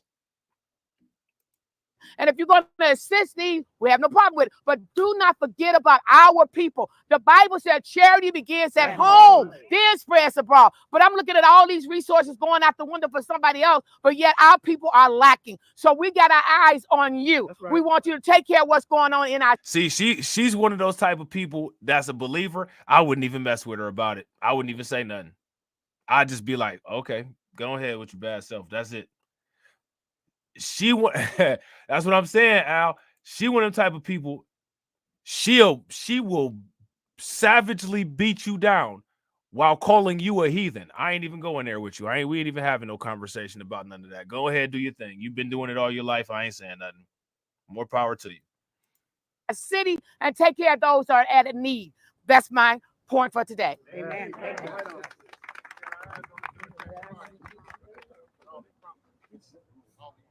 Okay, my name is Mona Collins. I am a resident in this Galewood area. My name is spelled Mona, M-O-N-A, Collins, C-O-L-L-I-N-S. And I just want to say thank you for letting us have our park back. We should have never been told that we didn't have an option. We are taxpayers. We're still being charged for servicing the park. That's right. So we should be able to utilize the park. Our kids have been missing out for the last 60 days. And they're asking, when are we going to be allowed to come back? Well, now we're here. Exactly. And I just want to say thank you. Thank you. I agree 100%. If y'all agree with John, give me a thumbs up. If y'all disagree, give me a thumbs down. I agree 100%. Thank you. Thank you. My name is Fred Caldwell, F-R-E-D C-A-L-D-W-E-L-L. And I just want to say that, you know, it's hard to get excited about the news because we had news like this before, only to have it turned around and thrown back in our faces. And we're living in a time that the truth is very unpopular right now. And people have taken advantage of that. So we're looking forward till Monday when the park is officially open. But we live now that we only believe what you show us. What you tell us is not relevant because people tell you what you need to hear. And we believe what you show us. So that's what my stand right now. It's hard for me to be excited and happy about the park possibly opening until it's open, until I can walk through those doors, sit down at the weight bench and do my regiment. I won't believe it until it happens because we've seen that movie already and we didn't like the outcome of it. We heard it before. So our elected officials and our city governments have to be a little bit more transparent, actually a lot more transparent than they have been in the past. And we know how the city of Chicago works. We understand how it works, but we are at a place right now where we only believe what you show us, not what you tell us, what you show us. Thank you for your time.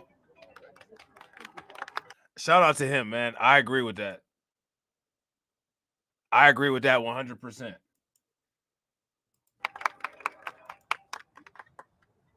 Good morning. My name is Kata Truss, spelled C-A-T-A, last name T-R-U-S-S.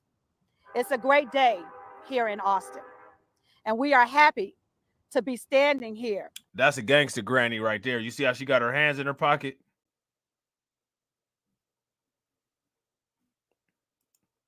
That's a gangster grandma right there. She one of them people, she one of them grandmothers. It won't be no warning. And you will get 5 fingers across your face with it, and she'll have a smile on her face and then just go back to what she's doing. A trust. See how she got the hands in the pocket? See, watch. Morning. My name is Kata Truss. You know what it? Y'all know what that means when you put the hands in your pocket right before you about to go in. Spelled C-A-T-A, last name T-R-U-S-S. It's a great day here in Austin, And we are happy to be standing here announcing that our park is opening. Mind you, our park should never have been closed. That's right. Let's not forget that. And I want to say to the mayor, and I'm not as happy as everybody is. Uh-oh, see what I tell you. About what has happened here. What I tell you, she about to what I tell you, she about to turn up and get right to business. And I want to say to the mayor, and I'm not as happy as everybody else is about what has happened here, because he's to blame for this. Transparency.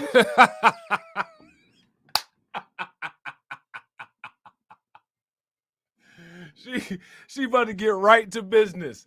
I told you, man, when them hands go in the pocket, man, that's hilarious. Matters. Yes. The voices of the people matter. Yes. The mayor still has not come here and talked to the people here. Look, hey, look, Carla, how you think I know all this? You know what I'm saying? How you think I know all this? That shit is hilarious. That's a problem. It was a problem in the beginning. That's right. And it's a problem now. Yes. The mayor still has not put the needs of the She one of them type of people. If Brandon Johnson was right there, she will walk right up to Brandon Johnson and look him up and down and be like, Mayor Johnson, let me tell you about your little raggedy ass. She's that motherfucker that would do that right to his face. Oh, you the mayor? She'll do that laugh too. Brandon Johnson, come here. Let me tell you about your little raggedy ass. That's exactly what she would do, right to his face. I would be crying laughing. residents of Austin on the front burner. That's a problem. Yes. The problems that we had that were plaguing Black residents in this city are still a problem. The mayor, the governor, and the president are spending time and millions of dollars addressing. She calling everybody out, man. She calling everybody out. Raggedy ass mayor, raggedy ass governor, raggedy ass president. The needs of the migrants. What about the needs of the Black citizens of the city of Chicago who are still suffering, who still need help, who still need a hand up, who are still right? She'd be the type. Look, she'll be the DeAndre. She'll be the type to be like, and the same way you need to do something with our park, you need to go ahead and do something with that little shit on top of your head. That's exactly what she would say to him, bro. looking for affordable housing. Yeah. That's still an issue. And we're not going to accept the fact that because you've given us our park, that's all we need. No. We have other needs that need to be addressed. Come on, Trust. And so we will continue to fight to make sure that our voices are heard. Thank you. See, she's what you call nice nasty. She's what you call nice nasty. She's the person that'll get in front of you, tell you all about yourself with a half smile on her face, and say some shit that's so cutting deep to the bone. When she get done, you using all your face muscles to hold back the tear because she done hurt your feelings. You know what I'm saying? I'm dead. That's hilarious. That's what you call nice nasty. Or that's what you call getting somebody together. You know what I'm saying? She would get Brandon Johnson right together real quick. Man, I'll pay money to watch. Good morning. My name is Stephanie Jackson Rowe, Stephanie Jackson, Jackson-Rowe, ROWE. I'm a resident of Galewood community for 27 years, and my children have been part of Amundsen Park as we all have. This is, as everyone has stated, a good day. We might have won this battle, but we're still fighting the war. And when I say we're fighting the war, I mean that we have. Right now, come on. She'd be like, after she get done cussing them out, she'd be like, "Come on over here. I just pulled this casserole out the oven." She one of them. Oh, I just pulled this casserole out the oven, motherfuckers. Have issues. The same thing that happened here at Amundsen Park is still happening throughout Chicagoland and throughout the country. The big thing for us right now is 1900 Austin. There's another building in our community that Yeah, has she been did. considered and She is did, on in hold. fact. Okay, it's off the table? Okay, because yesterday it wasn't off the table, but today it is. Amen. So what that being said, even if it's off the table, I think it's been reiterated that we need something concrete and in writing. Right. But this community won't stop here. Facts. And she always facts, big facts, DeAndre. She one of them people that always got to get home because they got to take something out the stove.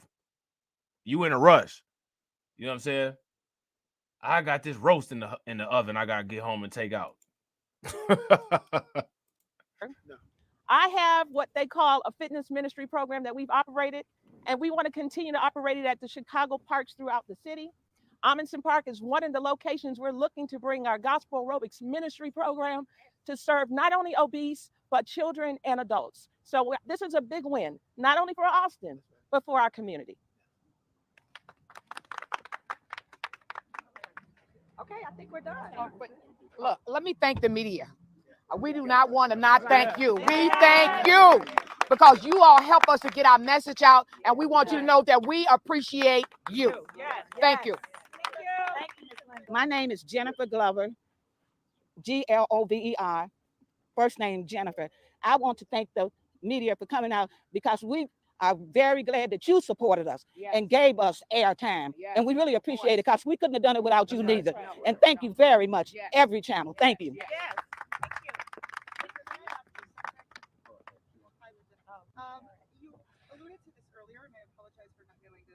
So yeah, so there's that, man. So shout out to those people over there.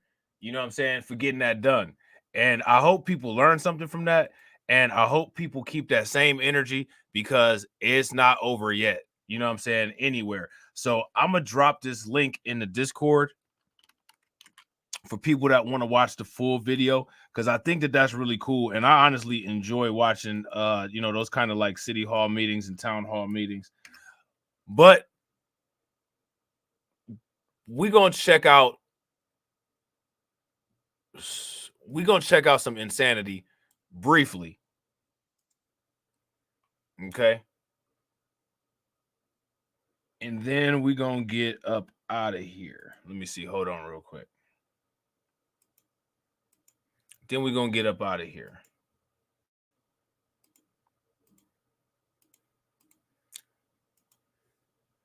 Now, I want y'all to just remember what they said in that article about the quote-unquote black and brown community and how Bill and Ray Lopez were causing division between the quote-unquote black and brown community. This is a meeting at Brighton Park. It's temporary. They won't be here forever.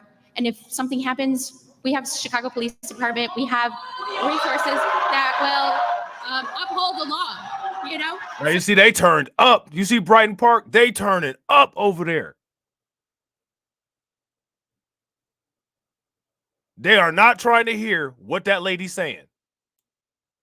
It's temporary. They won't be here forever. And if something happens, we have Chicago Police Department. We have resources that will uphold the law, you know? So to discuss the migrant encampment at 38th in California. I want to first start by there go your boy Ray Lopez in his velvet sports jacket stating that this is not a 15th ward issue.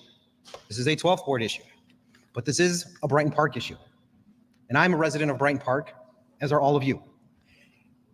Many of you here, and many of you who are not here, I'm trying to called tell my you, man, they turn up at Brighton Park, man. They are not going to take that encampment being put up there, sitting down. They're not going to take that.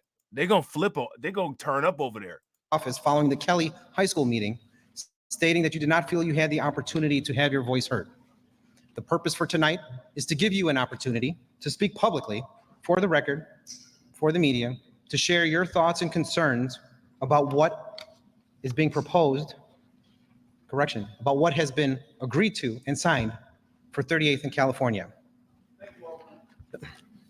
We know that it was announced last week while a virtual meeting was going on that the contract creating the migrant base camp had been signed by the mayor a week prior.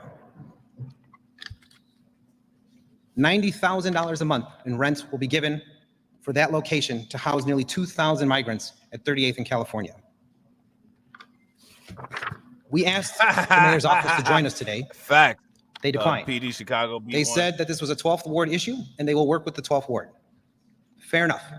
What they did give me was the document they gave at Kelly High School, which all of you have, and if any of you need, raise your hand. We'll gladly get it to you. But what we are going to do today is simply open the mic and let the community be heard. Now I know we're looking in the room and wondering where everyone is. Well, we gave everybody an option. You can come here in person, or you could send us an email, all of which will be shared with the mayor and with my colleague and with the administration team members handling the immigrant-migrant situation.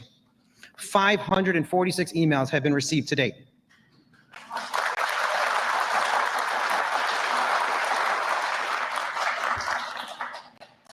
Overwhelmingly, the concerns are about the children, the concerns are about neighborhood safety, the concerns are about site safety, knowing that there are some issues with that location.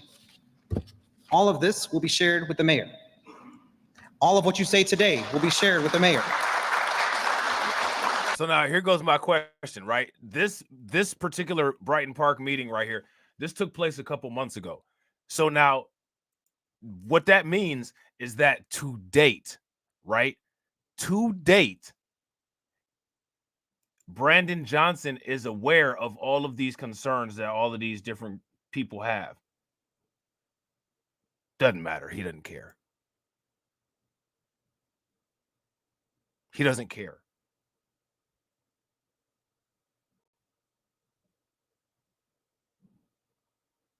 So with this new reparations proposal thing that Brandon Johnson has going on, this study or whatever it is that they're doing for reparations in Chicago, do you think that he's just doing that in an attempt to try to win back the emotions of the black voters there?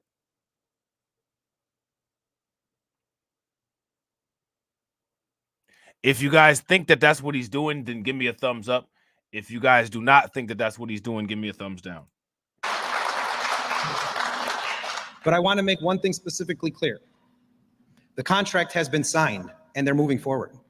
So tonight, while we can't change that, I would like for you to think about not only what your views are as to what's happening, but also what you want them to do for the community moving forward if this is proceeding. Brighton Park can't just take it on the chin. You need to be able to stand up and say, if this is going to happen, you have to address X, Y, and Z for us too. Now, I want you guys to pay attention. You see how Ray Lopez is telling his people at Brighton Park how they need to go about the politics? When have you ever heard Jim Clyburn or the Congressional Black Caucus or any of those people instructing black people to have the same expectations with politics?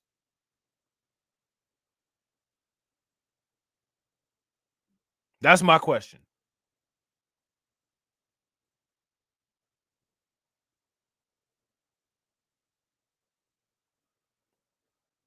He's telling these people, if they're going to do this, demand something else for your taxpayer dollars and your votes.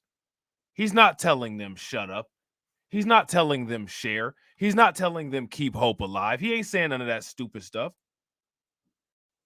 He's not saying any of that nonsense that you hear these clowns say. So now here's my question. What's the difference between a Ray Lopez and a Jim Clyburn, or a Ray Lopez and a Maxine Waters?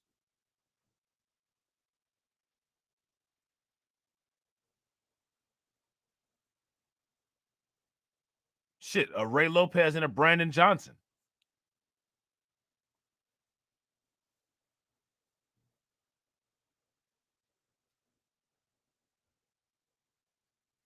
What's the difference?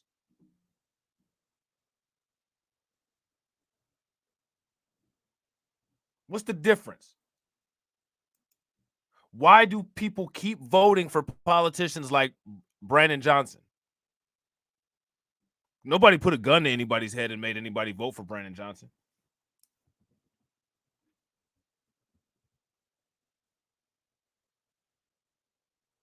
Nobody put a gun to anybody's head and made them vote for Eric Adams.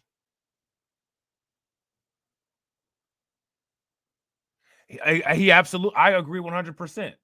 And that's exactly what I said. Ray Lopez is a politician. He's wheeling and dealing.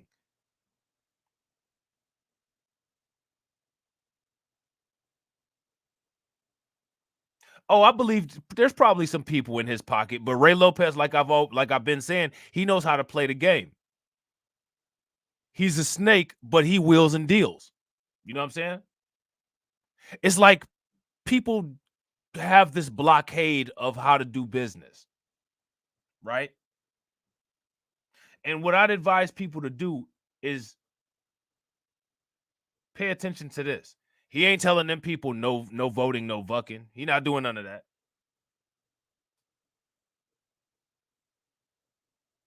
He's not telling no jokes either. He's not sitting there saying, yeah, you know, in my spare time, I listen to Daddy Yankee. You know what I'm saying? I listen to Bad Bunny, you know. I used to break dance. He ain't saying none of that. Somebody always telling some jokes when it comes to doing business. See, I'm going to tell you guys something. You guys ever heard of a poker face? A poker face means that you don't have any emotion. You have a flat affect. You don't let anybody see what's going on behind the shield of your face. When people are talking to me about serious stuff, if somebody tries to warm me up with a joke, that joke falls flat. I don't care if it's funny or not. That joke falling flat on the floor, and I'm finna stare at you like there is nothing inside of you until you tell me what you got my attention for. Because I'm not here to joke around with you. I'm here to talk about business. And if you got jokes for me, what that means is that you're trying to get me off of my business game and you're trying to tap inside of my emotional side. So I'm already looking at you sideways if you come on that kind of nonsense.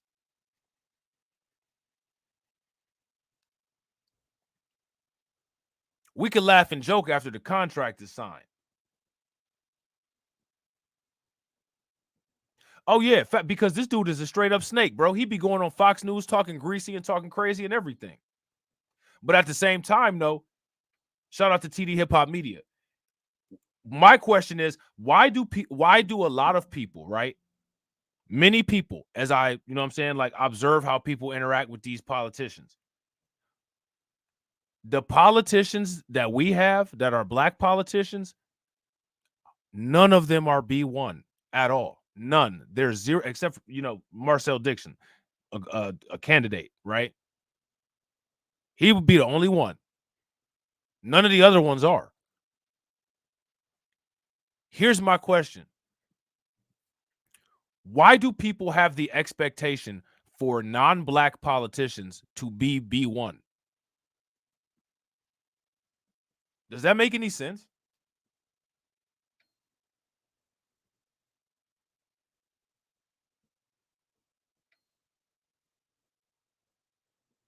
So, should there ever be an expectation of a politician like Ray Lopez to do anything favorable for black people at all?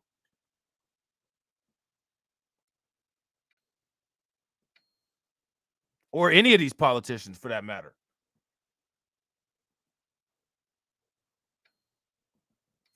Shout out to my man, TD Hip Hop Media. Yeah, I agree. It makes no sense.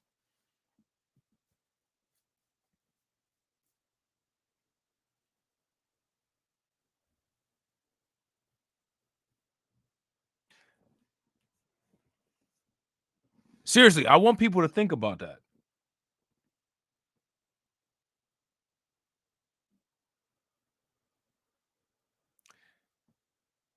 And I got to agree 100%. TD says Ray Lopez has long proven himself to be against Black Chicago. Facts. The only reason it sounds like he's interested in this particular issue is because this is an issue that he has plans for that's going to benefit something that he's doing.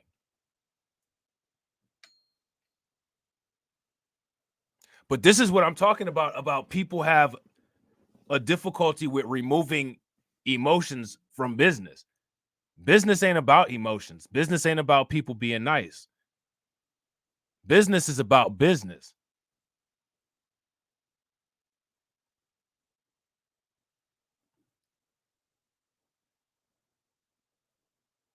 You know what I'm saying?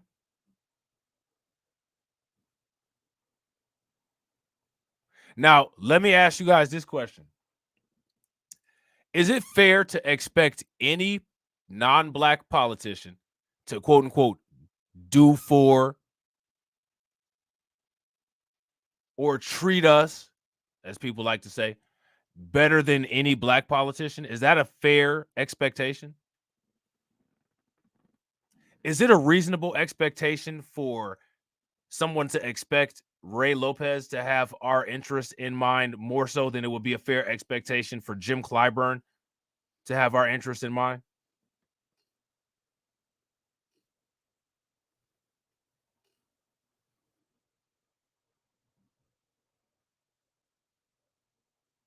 Let me ask you guys this question. How much money y'all got on my kids' college fund?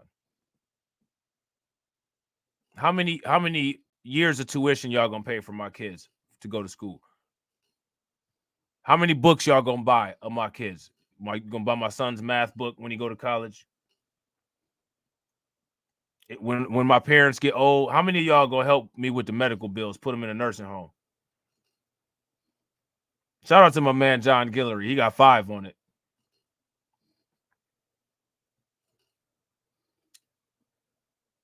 Now here go my question. Is it crazy for me to expect y'all to do that kind of shit?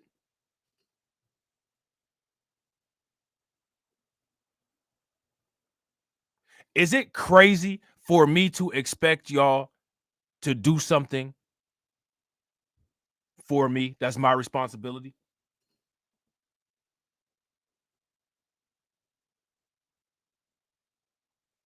That's my question.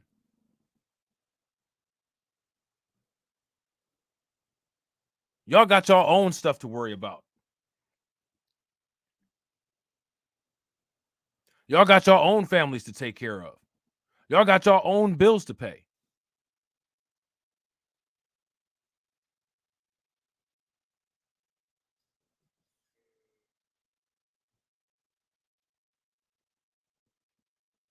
So if I was to expect y'all to do something for me, I'm crazy out of pocket.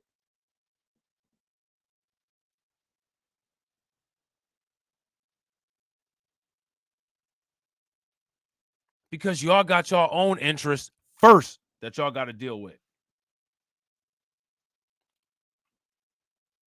Yeah, shout out to my man John Guillory. Hey, make sure y'all throw some radiation emoji in the chat. Throw some books in the chat. You know what I'm saying? It's for the college fund. You know what I'm saying? Shout out to TD Hip Hop Media. TD Hip Hop Media says, in my opinion, Ray Lopez and Black Chicago have a partially common shared objective as it pertains to wanting to end Chicago sanctuary city, but his overall goal is not one to include us. Facts. He's trying to redistrict Chicago to give the Latino voters more pull. He's with that crew. But this is a common shared objective, and this is where you do business. But we're dealing with a lot of people, and it seems like there's an issue there. And I think that people really need to air that issue out.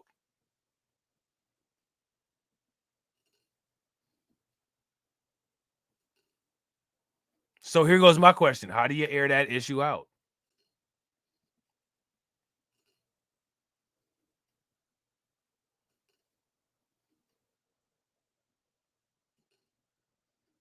You air that issue out by understanding, for one, that it's a crazy expectation to expect any politician who's not black to do anything for or to even give a shit about black people as a collective.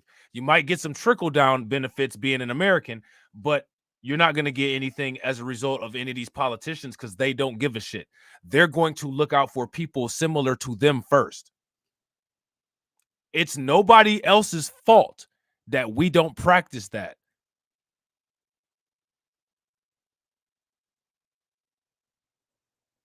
That is common sense. And people work against common sense knowingly all the time and then ask the question, why did this happen? That's not acceptable. That is not acceptable. You know what I'm saying? Shout out to TD Hip Hop Media. TD Hip Hop Media says, and I think that's where people get it confused when it comes to going from voting blue no matter who to voting red no matter who.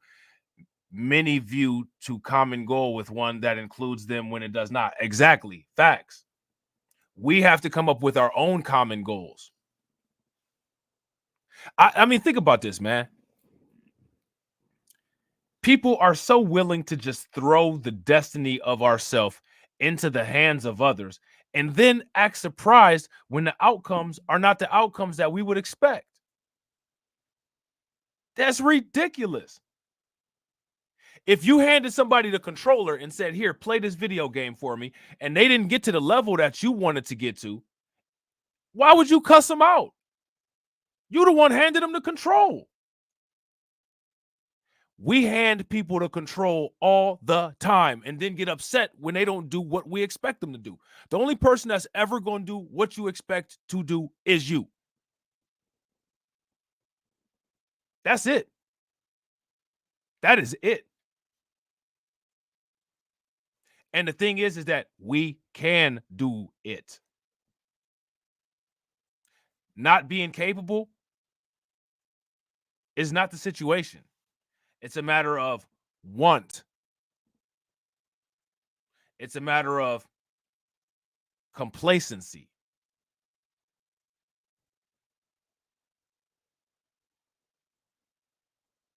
You know what I'm saying? People are just all the time just so willing. Whoa, this is what they're doing. So what?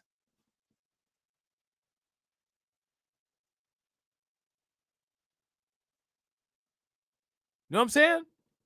So what? I've always been one of those fish that swim against the school, and I'm always going to be one of those fish that swim against the school.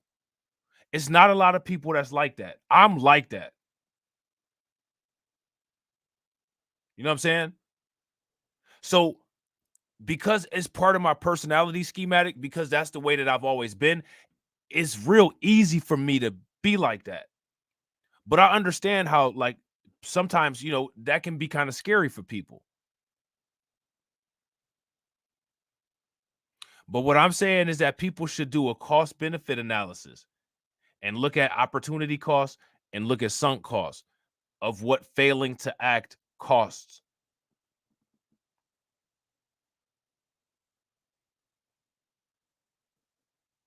Failing to act can cost everything. This is one of the reasons why I do such deep analysis into these videos and into these live streams, is because I believe that it's the small, intricate things that can get missed that cause the largest effects. See, a lot of people may not know this, but the largest amounts of energy come from the smallest particles in nature. Do you guys know that? 2 particles that smash together that you can't even see, that are that tiny, can have an effect that's so large it can tear apart reality. Because the little shit matters. There's even examples of that in nature.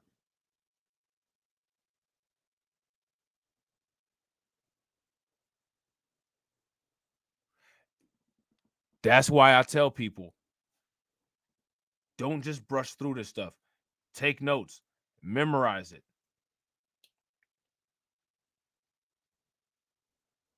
Pay attention to how other people move. Now, we may joke about Ray Lopez, you know what I'm saying? We may know that Ray Lopez is a snake, right? But Ray Lopez is practicing politics for the people he's supposed to be practicing politics for correctly. It just happens that we're not part of those people, and he's not our politician. That ain't his problem. It don't have to be our problem. But the expectation of him, you know what I'm saying, to go above and beyond, or even for him to do equal what he's doing for his constituency, to do for us who are not his constituency, is not even rational.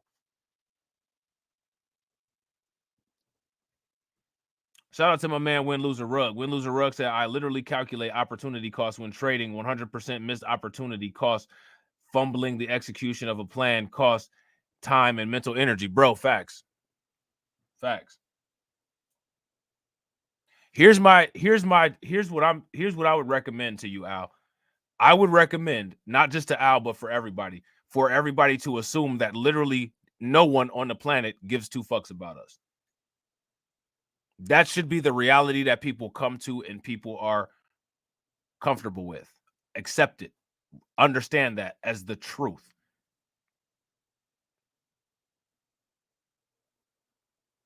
And relinquish and release any expectation of anyone giving a fuck about us except us. He's not supposed to give a fuck about us.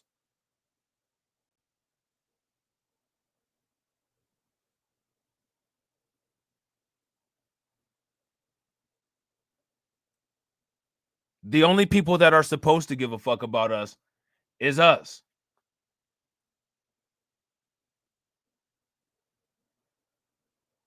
That's why a lot of times I'm not even offended or upset with how these people move. Because I understand that shit. I understand these motherfuckers don't give a fuck about us. They're not supposed to.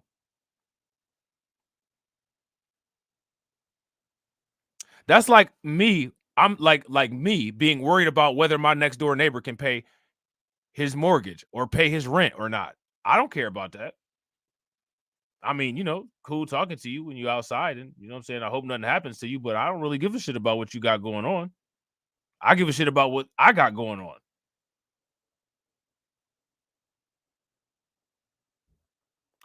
It's not a vital necessity to be liked or loved. People need to deal with that. You know what I'm saying? And I gotta agree. Facts. Facts, Al. And that's what I'm saying. If we start giving a fuck the way that we need to give a fuck strategically, right? And moving the right way and doing stuff efficiently, we won't have to worry about nobody else. We ain't gotta worry. We won't have to worry about nobody else. You know what I mean? And if you ask me, that is not really a message that people have been consistently hearing. If you ask me, the message that people have been consistently hearing is that there's some type of expectation that other people, you know what I'm saying, should prioritize us in some possible way. What should happen versus what will happen are two different things.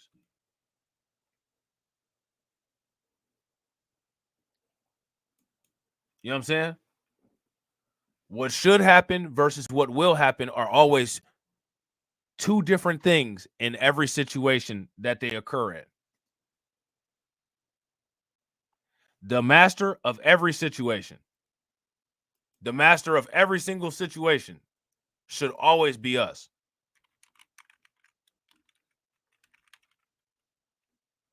It should always be us. Internal locus of control and master morality. You know what I'm saying? Shout out to my man Keep It 100, because my man Keep It 100 actually put me onto this. But I'm going to show y'all this real quick before we get out of here. If y'all haven't smashed the like button, make sure y'all smash that like button. Also, if you guys haven't hit the bell, make sure you guys hit the bell and share the stream to your social media. Shout out to DSB for the $1.99 super chat. Make sure you guys show him some love. Throw some radiation emoji in the chat for him. Master morality, slave morality.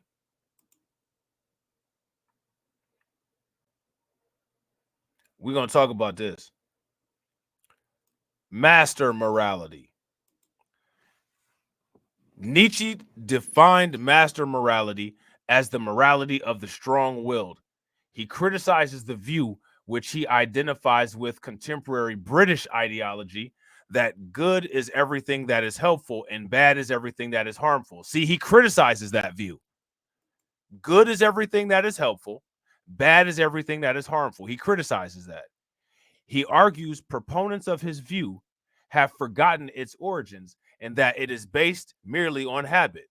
What is useful has always been defined as good. Therefore, usefulness is a goodness as a value. He writes that in the prehistoric state, the value or non-value of an action was derived from its consequences, but that ultimately there are no moral phenomena at all, only moral interpretations of phenomena, which I agree with, which is one of the reasons I don't believe in morality, and it's one of the reasons I don't believe in good or evil. I only believe in means and ends. For strong-willed men, the good is the noble, strong, and powerful, while the bad is the weak, cowardly, timid, and petty. The essence of master morality is nobility. Other qualities that are often valued in master morality are open-mindedness, courage, truthfulness, trustworthiness, and the sense of one's self-worth.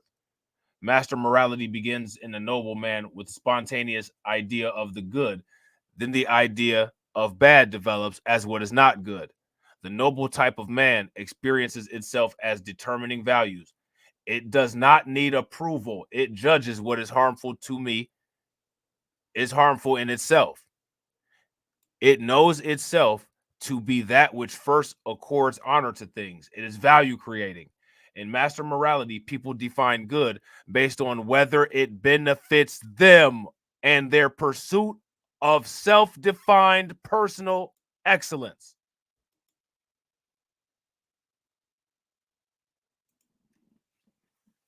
That is master morality.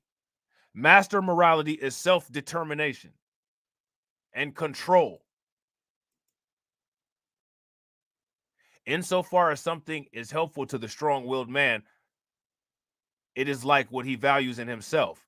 Therefore, the strong-willed man values such things as good because they aid him in a lifelong process of self-actualization through willpower. Self-actualization. Master morality. You know what I'm saying?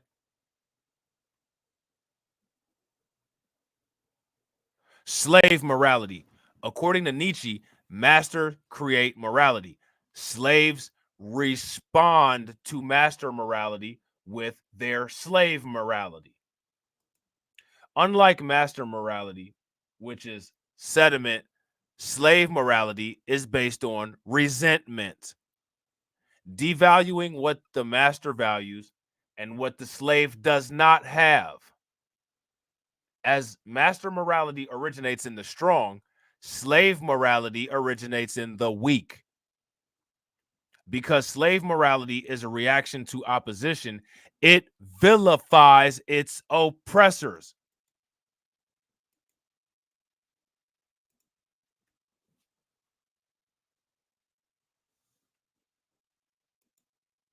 Slave morality is the inverse of master morality.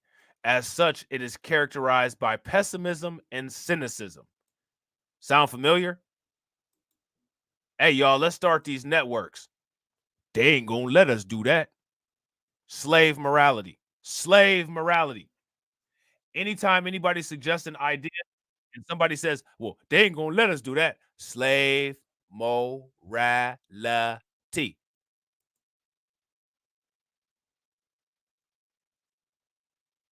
Slave morality. It's brain cancer. It's checkmate of your human circumstances as a result of your brain being imprisoned into a slave morality mind state.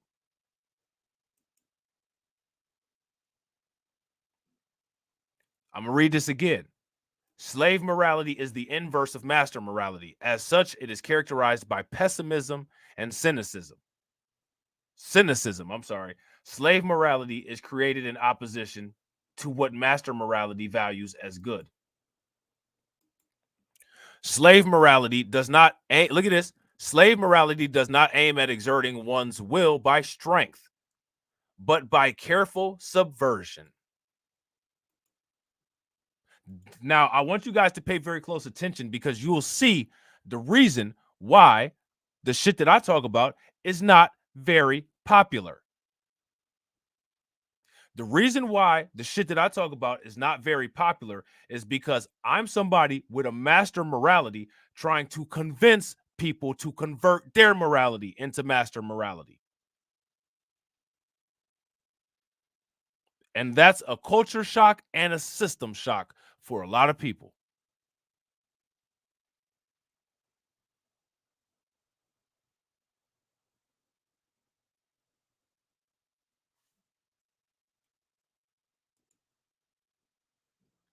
Slave morality does not aim at exerting one's will by strength. Why does slave morality not aim at exerting one's strength by strength? Because back here, it says that slave morality develops in people who present as weak.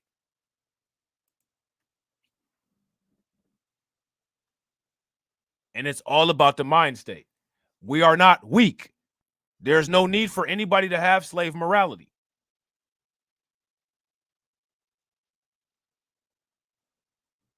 We are the strongest group of people on the planet.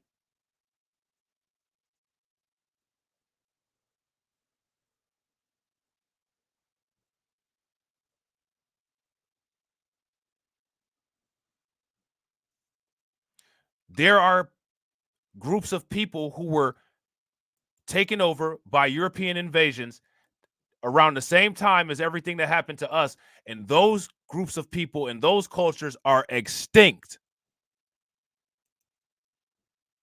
They are extinct. There's only artifacts left of some of those people.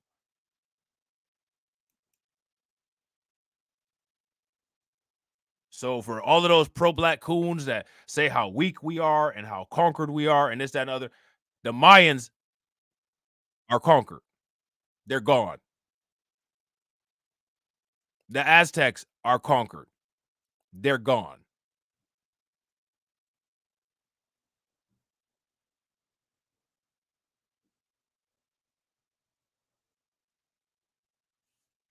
We're not. There is absolutely no justification for the people of the planet who have been tried and tested through every possible physical and mental challenge and are still around today to maintain the burden of a slave morality.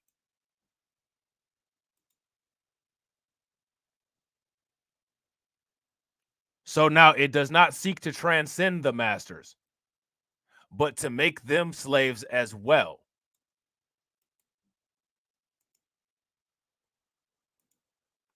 Any of this stuff sounding familiar? Any of this stuff touching a nerve? Well, you know, if we could just get this together so we could be competitive. Man, forget competitive.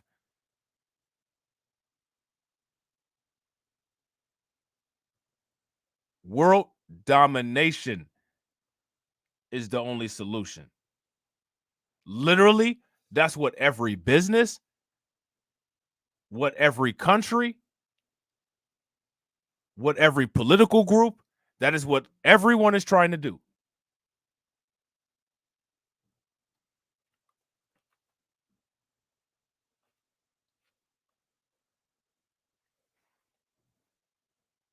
You guys think that the European Union or NATO, the United States, China, and Russia, they're not trying to dominate the world?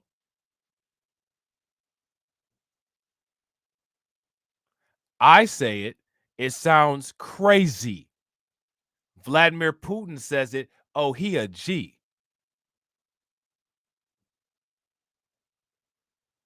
Slave morality. Real time.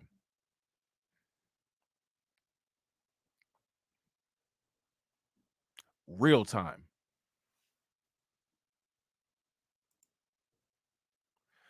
The essence of slave morality is utility. The good is what's most useful to the whole community, not just the strong. What don't I always say that? People that don't involve themselves in flipping the narrative should not benefit from a narrative flip. I'm not no freedom fighter for everybody.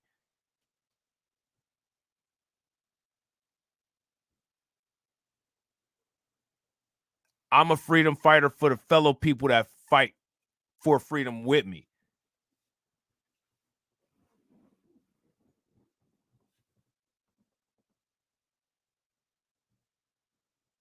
See, that's where I'm a little bit different than some other people. See, because there's other people who talk about this idea of, well, you know, they want truth and justice. Nah. Because it's not truth and justice if you only have 10 people fighting and then 1,000 people benefit. That's not truth and justice. That's some bullshit. Is what that is. 10 people fight, 10 people win, 10 people rule. You want there to be more than 10 people? Fight.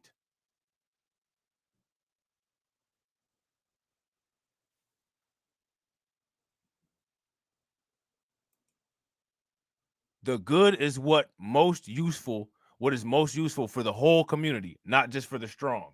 Nietzsche sees this as a contradiction. Since the powerful are a few compared to the masses of the weak gain power by corrupting the strong individual into believing the causes of slavery are evil. So this is what I be trying to tell y'all about the different dynamic between white people and black people. White people will never, ever, ever, ever not see the way that the world was dominated by them as a bad thing because it benefits them and provides them with all of the benefits that they have today. We're not on the side of the benefit. So we're going to see it as a bad thing. Like I said, the best example for that shit is when Negan came in contact with Rick. And when Negan was in jail talking to Rick's daughter, he said, "We thought you guys were the monsters."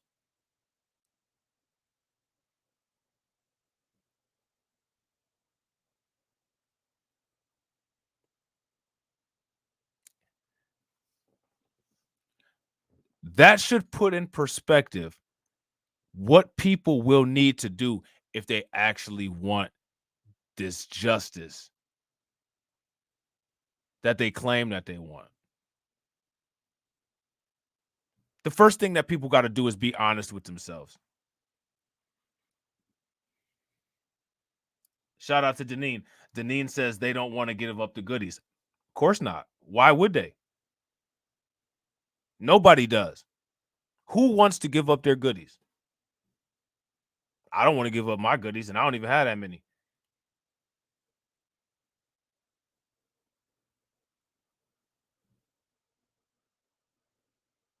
So we're trying to rationalize with that.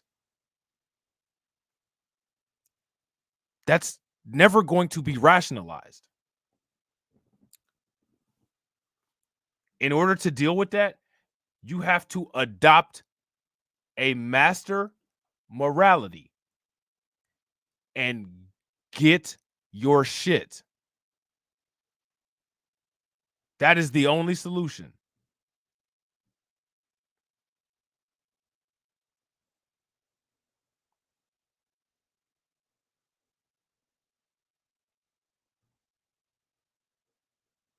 What if we were underwater, right? Say for instance, I was underwater and you were underwater and you had an oxygen tank and I didn't. And I hit you over the back of the head with a rock and got that oxygen tank.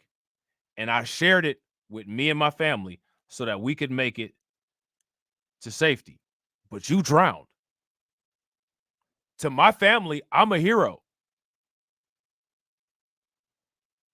To your family, I'm a monster.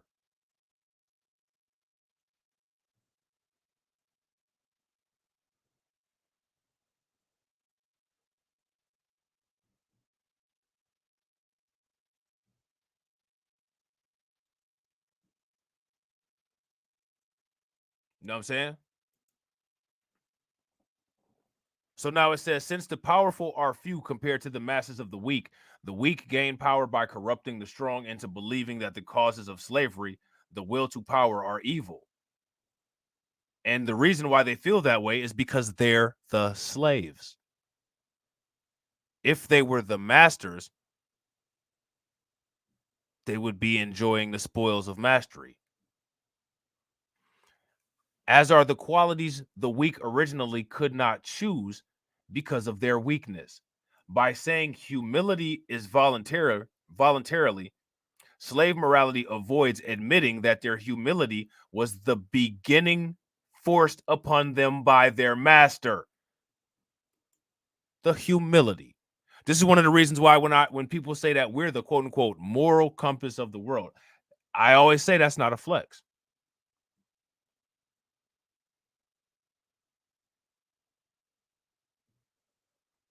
This is one of the reasons why I always say that. It's not a flex to say that we're the moral compass of the world. It's not a flex. It's only a flex if we can show benefit from it. It hasn't gotten us $1 of reparations. It's not a flex. Hasn't gotten us a square mile of land. It's not a flex.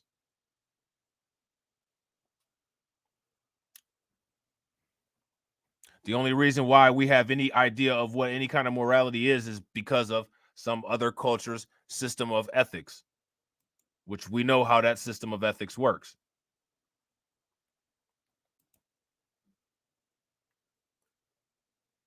Biblical, next sentence. Biblical principles of humanity, charity, and pity are the result of universalizing the plight of the slave onto all humankind, thus enslaving the masters as well.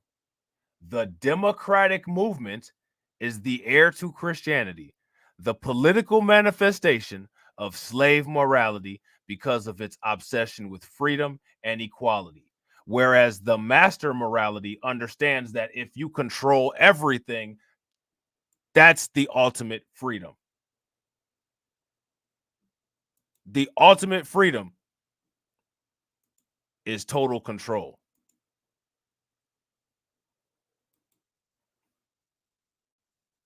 But you don't have to take my word for it.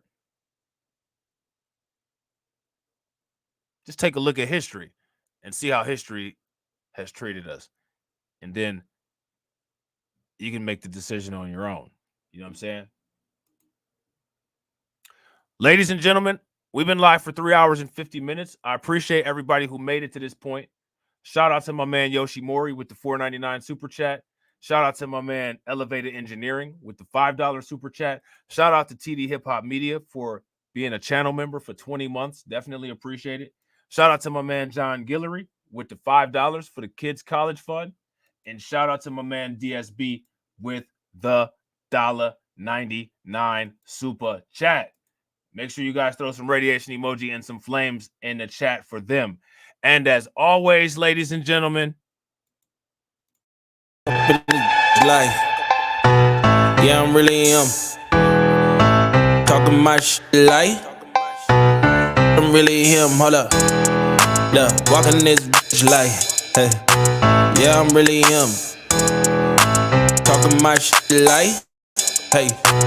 I'm really him. Don't believe me? Come and see me. Got 3 wishes from my genie. Now I'm on your local TV. Y'all on tour. Got demons. Say she wanna come and see me when I'm in a local city. I'm like, pause though. Please step aside so they can see me. And I walk up in this light. Yeah, I'm really him. Talking my shit like I'm really him. On God. Walk up in this light. Yeah, I'm really him. Talking my shit like I'm really him. I'm the realest from my city. That's on my knee, that's on Kiwi, that's on mamas. Niggas don't believe me, come and see me. I been dodging all that fade. All these niggas working broke, but I been getting paid. All that know me from the street. Flexing for what feature, that's like every other week. Talk behind my back, I kick my feet up, have a seat. Cause at the end of the day, all these watching me as I walk up in this light. Yeah, I'm really him. Talking my shit like I'm really him on God. Walk up in this like, yeah, I'm really him. Talking my shit like I'm really him on God. Walk up in this like, yeah, I'm really him. Talking my shit like I'm really him. Hold up, look, walking this like, hey, yeah, I'm really him. Talking my shit like, hey, I'm really him.